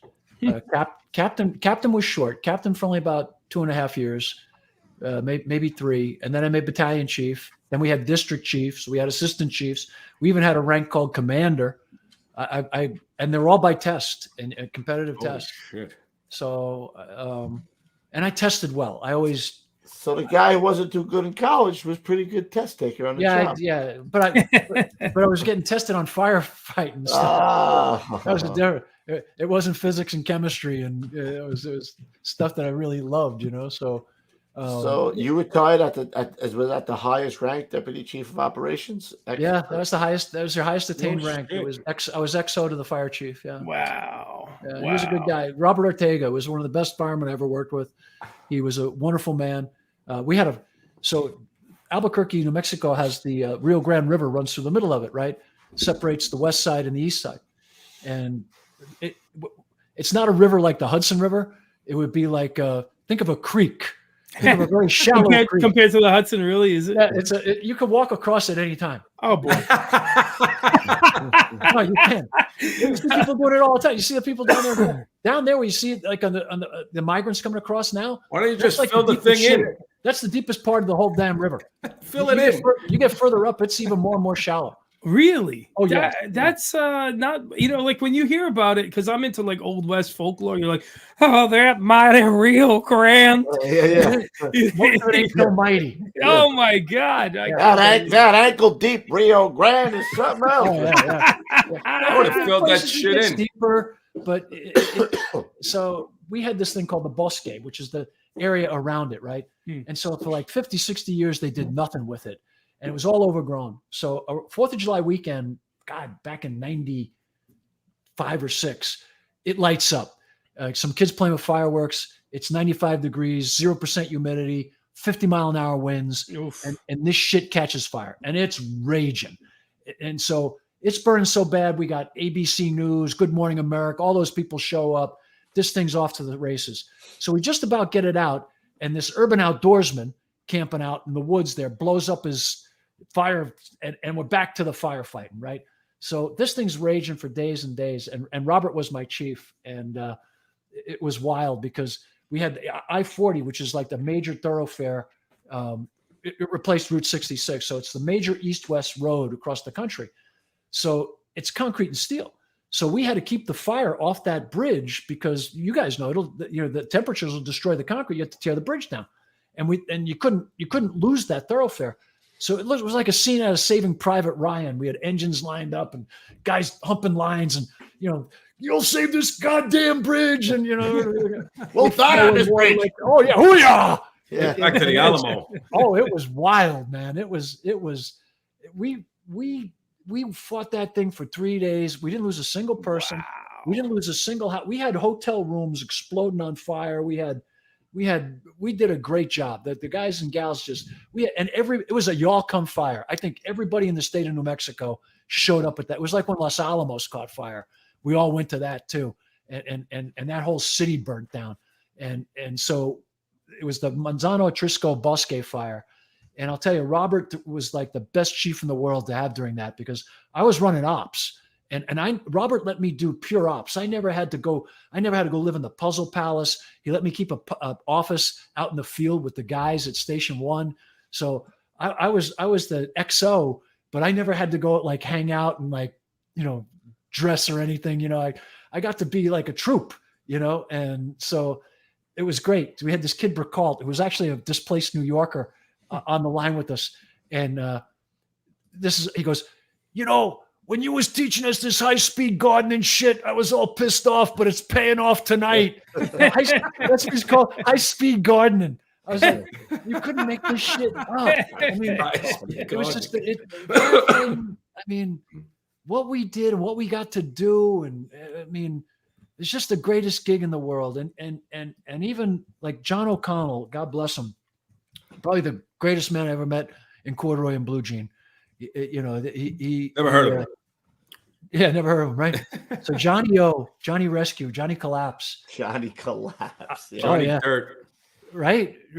But remember when Ground Zero happened and credits to Danny Nigro and the men who, kept that shit together, Norman and everybody. Chief Siegel. It's Chief Siegel after the day, right? They grabbed Johnny O and they said, Johnny, if it's below grade, it's on you. And so like all that shit, getting all the gold and silver out of the bottom of that was Jack Murphy and Jimmy Ellison. Oh yeah. Yeah, Jimmy Ellison, senior. Yeah, senior. Uh-huh. Yeah. They organized all that with all the U-Haul and Ryder trucks because you could only put so much gold and silver and all that. But Johnny built that ramp down to there and all the below grade. We had that picture of him when he was on the show. It's him standing next to all the gold bars. All the gold. Oh yeah, with it in his pockets. Yeah. But on a serious, you think about how serious that freaking job was, and Johnny, your job was so smart that they realized this was the guy. Good thing they didn't pick me, Chief. He's got some friends. It might have been short a couple of bars, People always ask me why I've always kept Johnny with me at FDIC, and I'm like, because if the shit hits the fan, that's who you want. Lou's got a couple of friends. If you needed some gold, he could get you some gold. You need a couple of bars over there. Couple two tree bars here. I know a guy. Yeah. Who knows the guy? So I got to be at the time when I went down to work with Norman and Tracy and everybody at Ground Zero. I was deputy chief at that time, or maybe I was the training chief. But went down there for a couple of months with everybody, and it was a sad time. But then it was weird because at the same time I'd gotten picked up by the U.S. Department of State. So it was weird because I'd been working for those guys as a contractor, I wasn't Maxwell Smart or anything, I was just a contractor. 99. Yeah, 99. Yeah. But it was weird because, I had a diplomatic passport, you know what I mean? So, and I had a State Department ID. Wow. And so when I was working down there, I had a guy with me, and I had a guy who had a camera, and he's taking pictures. So one of the FBI dudes came up and says, "You can't have a camera down here." And I pulled out my ID, and he goes, "Oh, you can have a camera down here." Oh, you know who I am? And I have a phone in my shoe. Yeah, and I have a phone in my shoe. Oh, in my shoe. Yeah. Oh, you're there? Where are you? That was now what we did there. Remember that tower we got from the academy. And we pulled that out of the academy, and that was that was I don't know, maybe 3 or 4 days, maybe 5 days into it, maybe 6, I don't know. But we just gotten that up there, and we were setting it up, and we were trying to figure out how to set it to.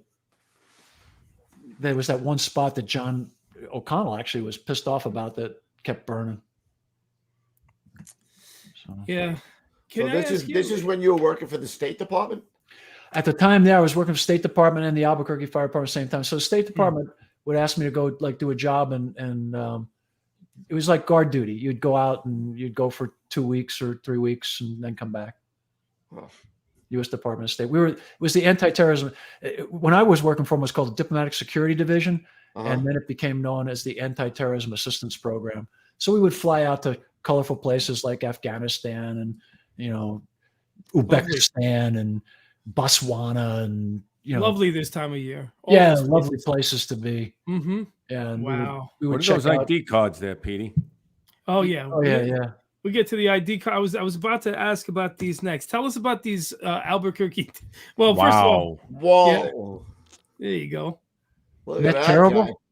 Is that the cheesiest mustache on the face of the planet, or what? I thought that was. I thought No, that was it's a Dirk good one. Diggler. I don't know who that was. Hold on. You want to see Dirk Diggler? I got Dirk Diggler right here. Wow. He's on the skids. This Dirk Diggler, though.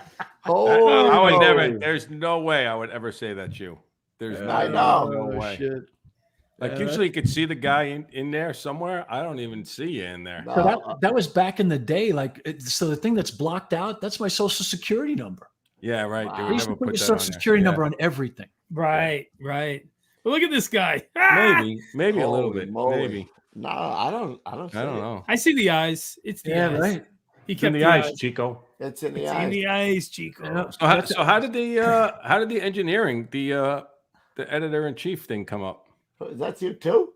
Well, so it was interesting. So Tommy Brennan and I were close friends, very close friends, and probably the closest friend I've ever had in my life.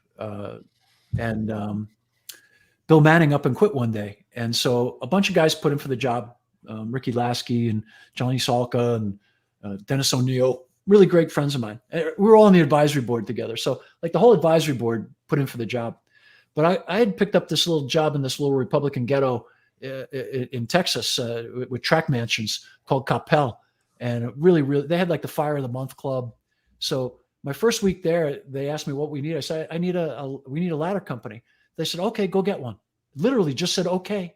That was as hard as it was. So I went out and bought a $1 million fire truck and hired 16 people. They didn't care. They had that much money. So yeah. So anyway, forgot what I was talking about. That's a true story. But did you actually have to move to Texas when you moved? When you I was living in Texas. It's just outside of Dallas. It's Capel. Yeah. It's where all the cowboys live and all the really, really rich people live there. So it's a really beautiful town too. So, so I did that after Albuquerque. The State Department was like a part-time, it's like you'd go and they'd put you in a funny uniform. You'd fly somewhere, you'd watch somebody and then fly home. Oh, I'll sign up for that. It was really fun. So I did that. You put everybody put in for. Oh, the editor-in-chief thing. So this guy before me, Manning, great guy, super dude. He just ups and quits one day. Just said, "I'm done," and he quits. So all my buddies apply for it, And I didn't. And I get a phone call from this guy. And that was back in the day when you got a phone call and you went in the house and hello. Yeah. And the guy says, "This is Lyle Hoyt from Fire Engineering. We'd like to talk to you about the job." I said, Lyle Hoyt? He says, "Yeah, Lyle Hoyt." I said, "Is this Lasky? Is this, Lasky, are you out in the yard or something?" Because Lasky was always busting my balls, right? Because he had he had Louisville, which was my northern border. So he would show up at lights and sirens and cop cars, and my kids would come out. My son Dean came out one time, and Dean's the Top Gun guy that you were talking about earlier. Yeah, we're gonna show him in we could show him. Dean comes walking out and walks up to the car with Lasky, and Dean's a no-nonsense guy, and he goes, "You must be Chief Lasky." And Lasky looks at my son, and now he's scared, and he goes, "Yeah." He goes, "My old man told me about you." And he turns around and walks away. Lasky said, "I just got in my car and drove off." He was not going to screw with my son. Well, look at this guy right here. First of all, he can give Tom Cruise a run for his money. I'll tell you that. He was actually, so if you've seen the movie, I haven't seen the movie, but does Cruise do a thing where he flies a P-51 Mustang? Yeah, he does. Yes, he does. Okay, yeah. so I haven't seen the movie, but when he was doing that gig, my son was the commander of the base that Cruise flew on to do it that day. No My son was commander that day when on base. He was that was North Island, just off San Diego. That's where they filmed that. It's actually a helicopter base, but Cruise was flying in and out. That's like 8 girlfriends ago. Oh, is sorry. it? Yeah. Oh, sorry. Oh, Yeah, well, hold on a sec here. Not anymore. She's out. I just pulled those. I pulled those off the internet. Oh, there you go. So now tell me about this photo. You're in this one. Is this you? I don't know where we are. We were somewhere in the Middle East, working for the State Department, wearing somebody else's uniform, for whatever reason. But I think that one actually has my name on it for some reason. Yeah. But that's a great platform. So that's a 53, and yeah. That's a is that a Kiowa? No, that's a 53. So that's got 2 Rolls-Royce engines on it. Oh, they once shoved I think the record was that 108 Marines got in there fully packed up. Come on. Beautiful platform. But wow. It's not a Blackhawk. My son flew Blackhawks. That's what my son's in front of. But that's a 53. So the Navy called those that's called a Seahawk. The other one's called a Sea Stallion. That guy's that one I'm in front of there's an Air Force one. That guy's single. He's a pilot. Yeah, that's a MH-60. That's a Marine. What people refer to commonly as a Blackhawk, but they call him a Seahawk. So Right. that's a Navy one there. Yeah. So that guy probably gets no ass. That guy. Now Now he's over in the Middle East right now, and he's flying C-130s. Whoa. Right. Yeah. Okay. Yeah. A lot of stuff gets done on those things. Yeah. Wow. Yeah. Really crazy shit's They going on. must not be proud at all then. Nah. No, not at all. Yeah. Not Didn't at your all. wife one day go in and tell somebody that her? Did you tell me that story about how your wife? Oh, so yeah, my wife joined my wife isn't Catholic, but I'm hardcore Catholic. So my wife joined a Catholic reading group, and one day a lady shows up and says, "Hey, my son just made a priest, and now all the women." He walks in the room, "Oh, Father, they fall in love him." So now my wife kind of ignores it. A week later, another lady comes in and says, "Well, my son just made bishop," and when he walks in the room, "Oh, your holiness, oh my goodness." So a week or 2 later, another lady comes in. "My son just made cardinal," and when he comes in the room, "Oh, your excellency." So my wife couldn't stand it, so she jumps up and she says, "Well, my son's 6'3" and a naval aviator, and when he walks in the room, all the women go, "Oh my God!" They throw their panties at him. I was going to say. Throw the bras and the panties. Oh yeah, The skirts get a couple inches shorter when he walks in there. So Whoa. the Navy actually used him in a recruiting video just for that. Like in the ball games, if you ever go to like the Yankee game and stuff, and the Navy video comes on, that's my boy getting out of the Is jet. that right? and No. all That's this my shit on. boy. That's my boy. That's my boy. That's my boy. Yeah, that's Nice. one of my boys. That's one of my boys. Hey, I got to ask How you. many So you got? What do you got? I got 3 boys. Nice. I boys. got 2. You got a. What was I going to ask you? So you got kind of a no nonsense son. You're saying, obviously in the military, he's doing big things over there, halfway around the globe.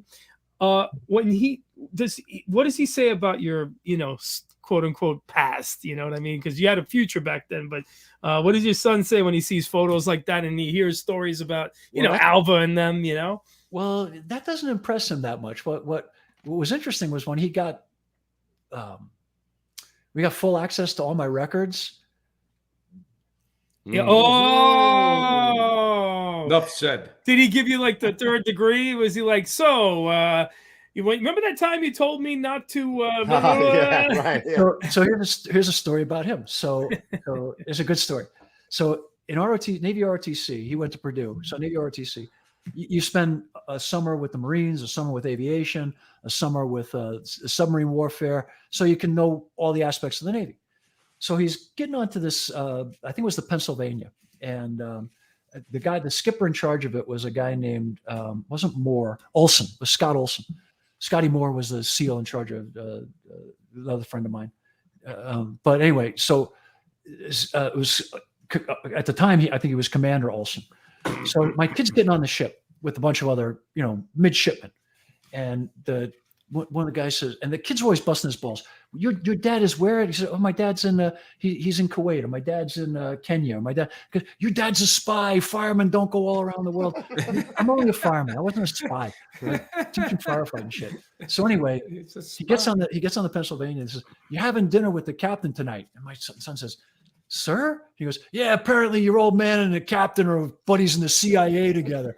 And all like, oh, now it's all right. Now it's all right. I was just a dumb shit fireman working as a contractor, man. I was, they make it out like you're, Maxwell Smart. So anyway, but that's how I got the job of fire engineering. Tommy, I didn't put in for it. This Lyle Hoyt guy calls me, and I didn't want the gig, and I told him no. And he calls me back and he says, are you serious? I says, yeah, Ricky wants all these guys. So I get a phone call from Tommy Brennan, and Tommy says to me, hey, stupid. He said, I put your name in there. And I said, oh, okay. I said, I'm not interested, Tommy. I'm making good money here, blah, blah, blah. He says, hey, asshole, how many fire chiefs are there in America? I says, I don't know, 40,000, 50,000. He says, how many editors are there of fire engineering? I said, one. He goes, yeah. Not hard math, jackass. So, okay. So now I'm thinking about it, right? So then I get a call from Alan Brunacini, who is another dear friend of mine. And Alan says, I heard you turned down the job. What's wrong with you? I said, nothing's wrong with me. I said, I'm happy where I'm at. He goes, you're a moron.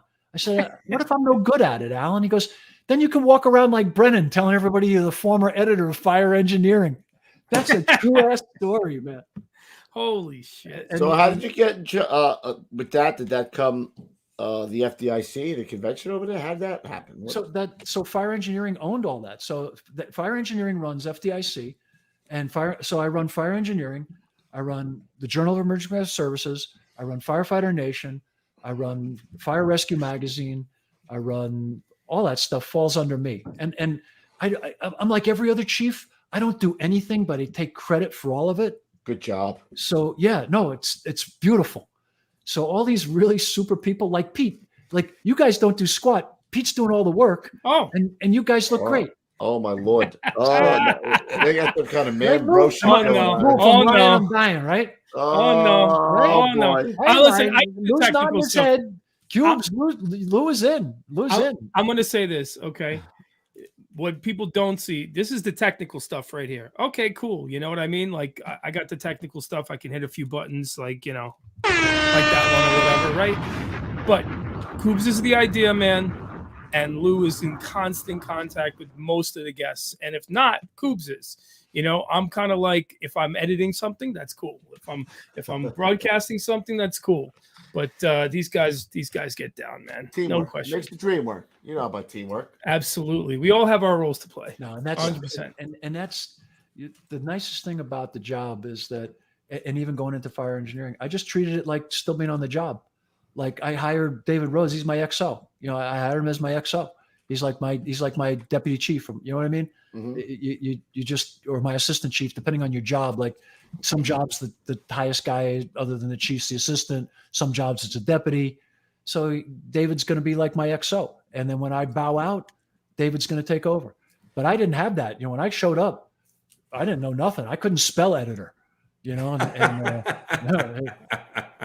so how does David get along with Red? So we know when he He'll takes be over. fine. All right, we'll be all right. He'll be fine. He'll be I don't know if we can get a good I spot. ain't leaving anytime soon. I'm going to hang out for a couple. All right, I'm good. going to hang out for a long time, but it's a young man's job, and David's the smoke daddy out of Georgia.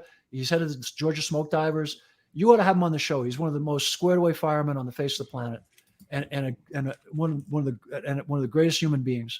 And so, I'm going to work with him for the next 2-3 years together, and then we're going to do a formal transfer of command, and he's going to take over, and I'm going to step back and be I'll be like Pancho Sansa. I'll carry his lance, and we'll go tilt at windmills. He'll take over the Don Quixote role. Well, maybe me and Louie got to have you and David out to dinner when we go back over to FDIC. You guys, we'll take you out to dinner. Whoa! That's the first time anybody's ever said that to us, Roofy. Hey, no, that's my show, my dime. Oh wow! Hold Pete's coming now. What? I already booked the tickets. I'm on Expedia right now. If you want to do Getting Salty from FDIC, we could make that happen. Oh, how's the internet? And when you think about all the guests you have there, they're already there. Yeah, Dubin's there, Tracy's there, Norman's there, I'm there. Everybody's there. That's when young Nicky Coob steps in to run the booth while we do the show. Oh, we're bringing my son too. Thing's getting complicated. Oh, it's gotta be. When Nicky DiGiorno, he's there. Nicky. Nicky will be there. We get Timmy Oak to take the pictures. Timmy Oak, yeah. Remember Sean Egan? You guys old enough to remember Sean Egan? No, Timmy Oak called me today though. Sean Egan was on your job with great friends. It was Johnny Collapse. He was part of Johnny Collapse's crew back in the day when we actually used to collapse a house to do the collapse class. We'd bring in dozers and push it over. We would knock down a freaking house. I can't do that anymore. The regulations are just gotten to be. I just can't do it. They kill you with the all the regulations now. But so I'm out on regulations, Ruff. I'm out. The only reason we were able to do it was they were knocking down buildings, and the city allowed them to do that. I think it was on Fort Ton. We did that, right? When we had the collapse class, we did it on Fort Ton. Yeah. If they're taking one down, they'll let you go in. But if you just want to take it down to train, you should see what they make you go through. Yeah. Well, these were city-owned buildings too. So that makes a difference. If you can find that, then you've got the magic triangle there. Yeah. What happens if you do it on drills on cutting holes in the roof, and you find a vacant? You make the hole. You make the house into Swiss cheese, and then the landlord comes knocking on your door and says, "Hey, listen, we're not knocking that." Dispatcher calls you. You got the wrong house. Yeah. Right. Swing and a miss. He struck him out. Brunacini actually did that one night. That's a true story from early in his career. They had a fire. There was smoke everywhere. The guys ran up. They laddered the house. They thought it was the house. They cut a hole in the wrong house. Whoopsies. Yeah. One of my favorite, I think it was Patty Lee told that story, was it was a guy allegedly could have been partaking. I don't know. And so Lieutenant Lee asked him, how's it look there up on the roof? He had the roof that night. And he's like, it's all clear over here, Lou, but there's a hell of a fire across the street. Swing and a miss. Patty Lee, I love that. Swing and a miss. Looking for a high outside fastball. Woo! Woo! Indeed, my word. So what do you got, Pete? Is it that time? Oh, you know what, man? I was just about to say it's feeling very much that time, and you know what time it is, boys? It is time. I don't know. What time is it? It is time for the old school tip of the day. Take it away, Chief. So I'm going to combine two things. When you get on the job, no matter where you are, no matter who you're talking to, no matter what you think you know about somebody, seriously, pick your own assholes, because people are going to tell you this about a guy, that about a guy. And some guys are just no-nonsense guys or no-nonsense gals. And so they might not be everybody's favorite, or they may have written somebody up or disciplined somebody. Doesn't mean they're not a great person or you can't learn a ton of things from them just because they're more serious or whatnot. So be careful about what somebody tells you about somebody, because most of the times it's not true. Most of the times when you get to meet them, they're just wonderful, and everybody's carrying something, right? So maybe they knew them when they were going through a divorce, or maybe you knew them when their kid was sick, or maybe they knew them when their parents had just died. So it could be, you could meet a whole different cat, right? So the dude you meet might not be the dude that they hate, right? Or the dude that demoted them or gave them a hard time. And the other thing I always tell people is that take the job deadly seriously, but yourself not so much. You know what I mean? If you're worried about people making fun of you, I've never been comfortable around delicate people. I don't like delicate people. And I don't know why that's so fashionable today. So my 2 tips of the day is pick your own assholes and don't be delicate. Pete, you gotta make that clip for me tomorrow. I gotta put that out tomorrow. I'll handle it. I will say you are a wordsmith, Chief, but pick your own assholes. You know what I mean? It could be. You know what, Chief? Look at me. I picked 2 assholes right here. He ain't lying. Seriously, seriously. I got you, Chief. You hear guys running guys down or running gals down, and you meet them, and you're like, who the hell were they talking about? Yeah. You know what I mean? Yeah. Chief, when I was a senior guy in the squad, I used to tell guys all the time, listen, they're gonna say this and that and this about this guy or that guy. Let those people show you who they are, and don't take anybody's word for it. Let them show you the person. You make a decision about you everybody. make your decision based on how you interact with that person, not with this asshole who might have a problem with this guy for whatever reason. He might look like his brother-in-law. Yeah. Yeah, right. Yeah. Some guy who banged his wife and he's got. I wasn't going to say that, but you know what? We can. I'm just grateful that I picked these 2 assholes that I'm with. I'm very happy. I'm very happy. You got that going for you. We got that going for us, is right. You know what else we got going for us? Though we got the Chief now. We're buddies. We go to FDIC. We go out to dinner with him. We go like, you know who we're here with? You know who I know? You know who I know? You know who I know? No, you got the guy on his way out. You know, on yesterday's news. That's all right. On yesterday's news. We'd love to have you. We got a guy.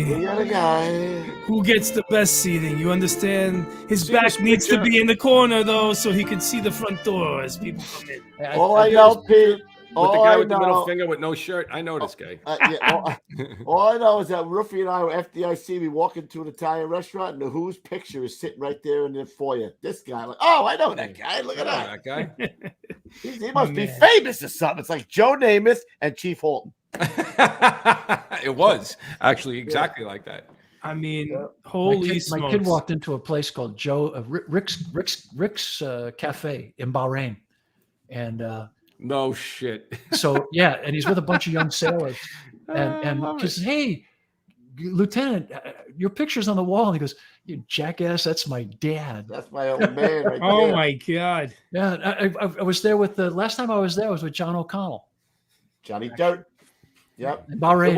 It wasn't a picture where you were doing this, was it? No. I was waving with all my fingers. All right, Pete, what do you got for us? You have any? Well, this one last look. Oh my God! I mean, I want to call him like the Indian, you know, because he's kind of got that vibe in there. You know what I mean? He does got the vibe. He's got the fuck you vibe. You know, like I don't like delicate people vibe. I like that, man. I've never liked that either. That's amazing. What else All you right. got, Pete? I'll get us out of here. Hold on, I got a quick shout out. Go for it, brother. All right, so I just want to give a heads up to everybody. Acting Deputy Chief Ray Brown, Sr., 87 years old, U.S. Navy, Korea era, appointed to the FDNY 1957, retired 1986. He was a firefighter in Ladder 7 and Rescue 1, lieutenant in Ladder 26-2, second section, and Rescue 1. Captain of Ladder 151 and Ladder 43, battalion chief in the 5-7 and ADC in the rescue services, where he formed the Rescue 5, Hazmat 1, and the scuba teams. After retirement, worked with, what did he work for? Returned to college, become certified counselor. He was, during 9/11, he was working as a counseling unit with the FDNY.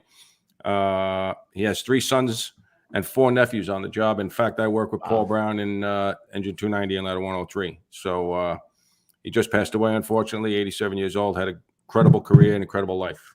Rest in peace, brother.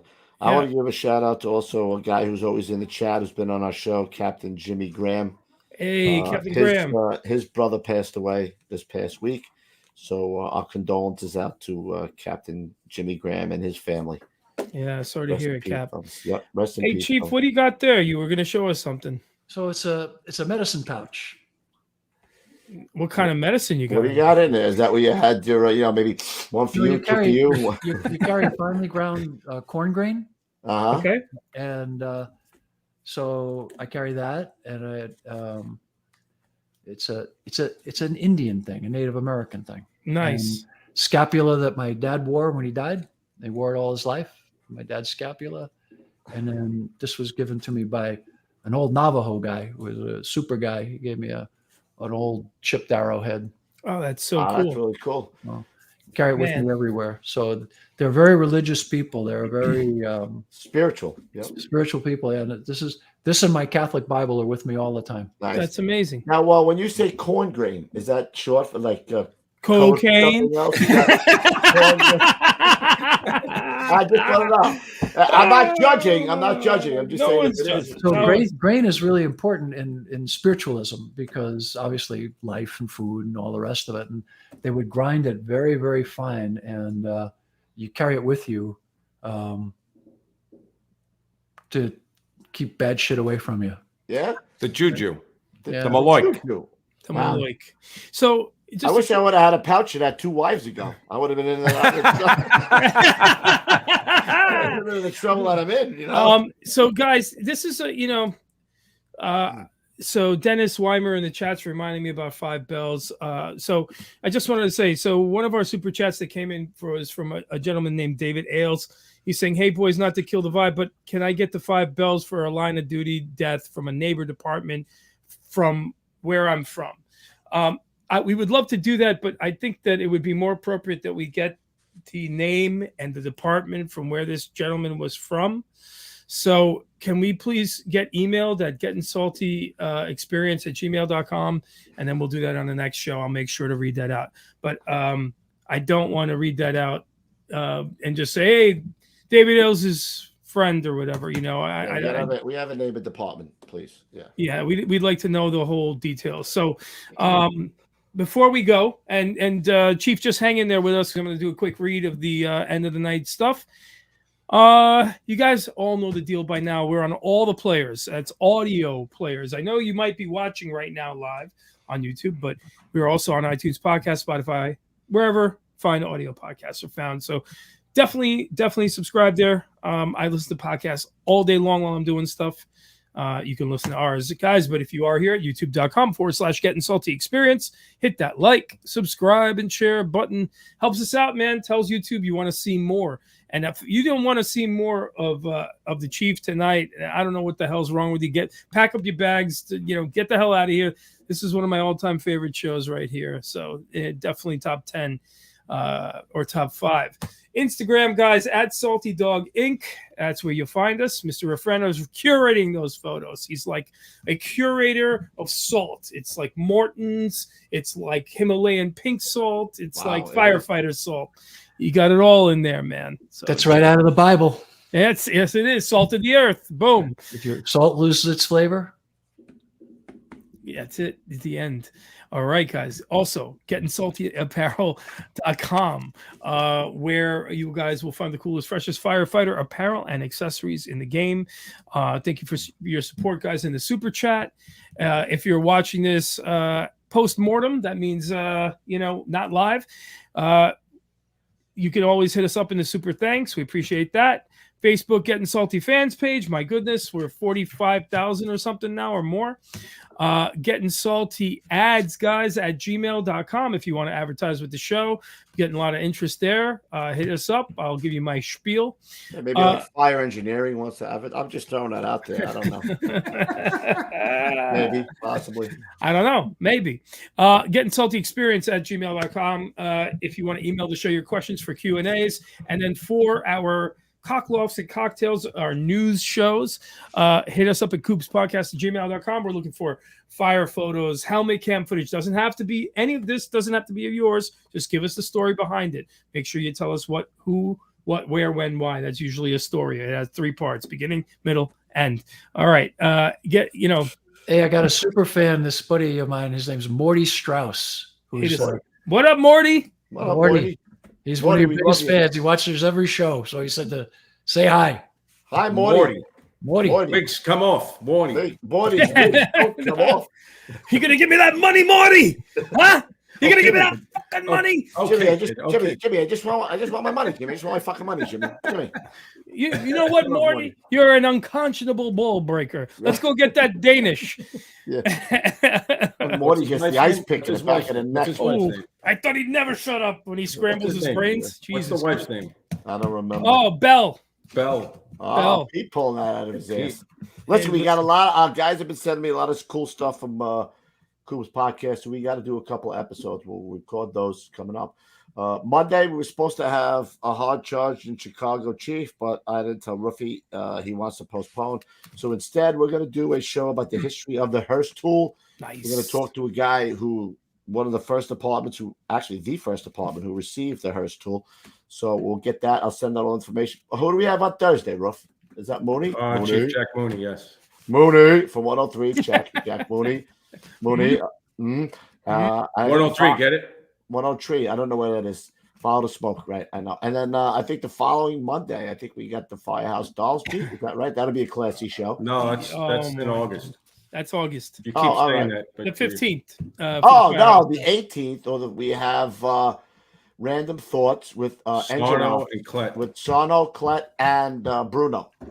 Yeah, so I'll be coming up with new names for Timmy Clet. Be sure to catch that. It's not only the Wizard of Water or the Sultan of the Standpipe. Or the Clitoris. Or the Bro of H2O. Or the Bro of H2O. We'll have many more. And I want to thank the Chief. I love this guy. We're going to find out more about him when we hang out. I can't wait, man. Yes. Are you coming all of a sudden? No, you know what we do? We get the booth. No. And then we do the show in the adjoining booth. That's what we'd have to do. Adjoining booth. How are we going to do that? Are you paying for another booth? All right, listen, let's wrap it up. The Chief's going to hook us up. Yeah, all right, yeah. We'll take care of you. All right, Chief. Hey! Excellent. It was excellent looking into your life, Chief. Great talking to you. Lou, thank you. It was a pleasure, man. You guys are the best. Thank you, sir. Best podcast on America's radio. Oh, wow. I like That's the really style. nice. Thank you. Nice. All right. All right, guys. Self-proclaimed. Stay low and go. All right, everybody. We'll see you at the big one. Cheers, everybody. Hang in there with us, Chief.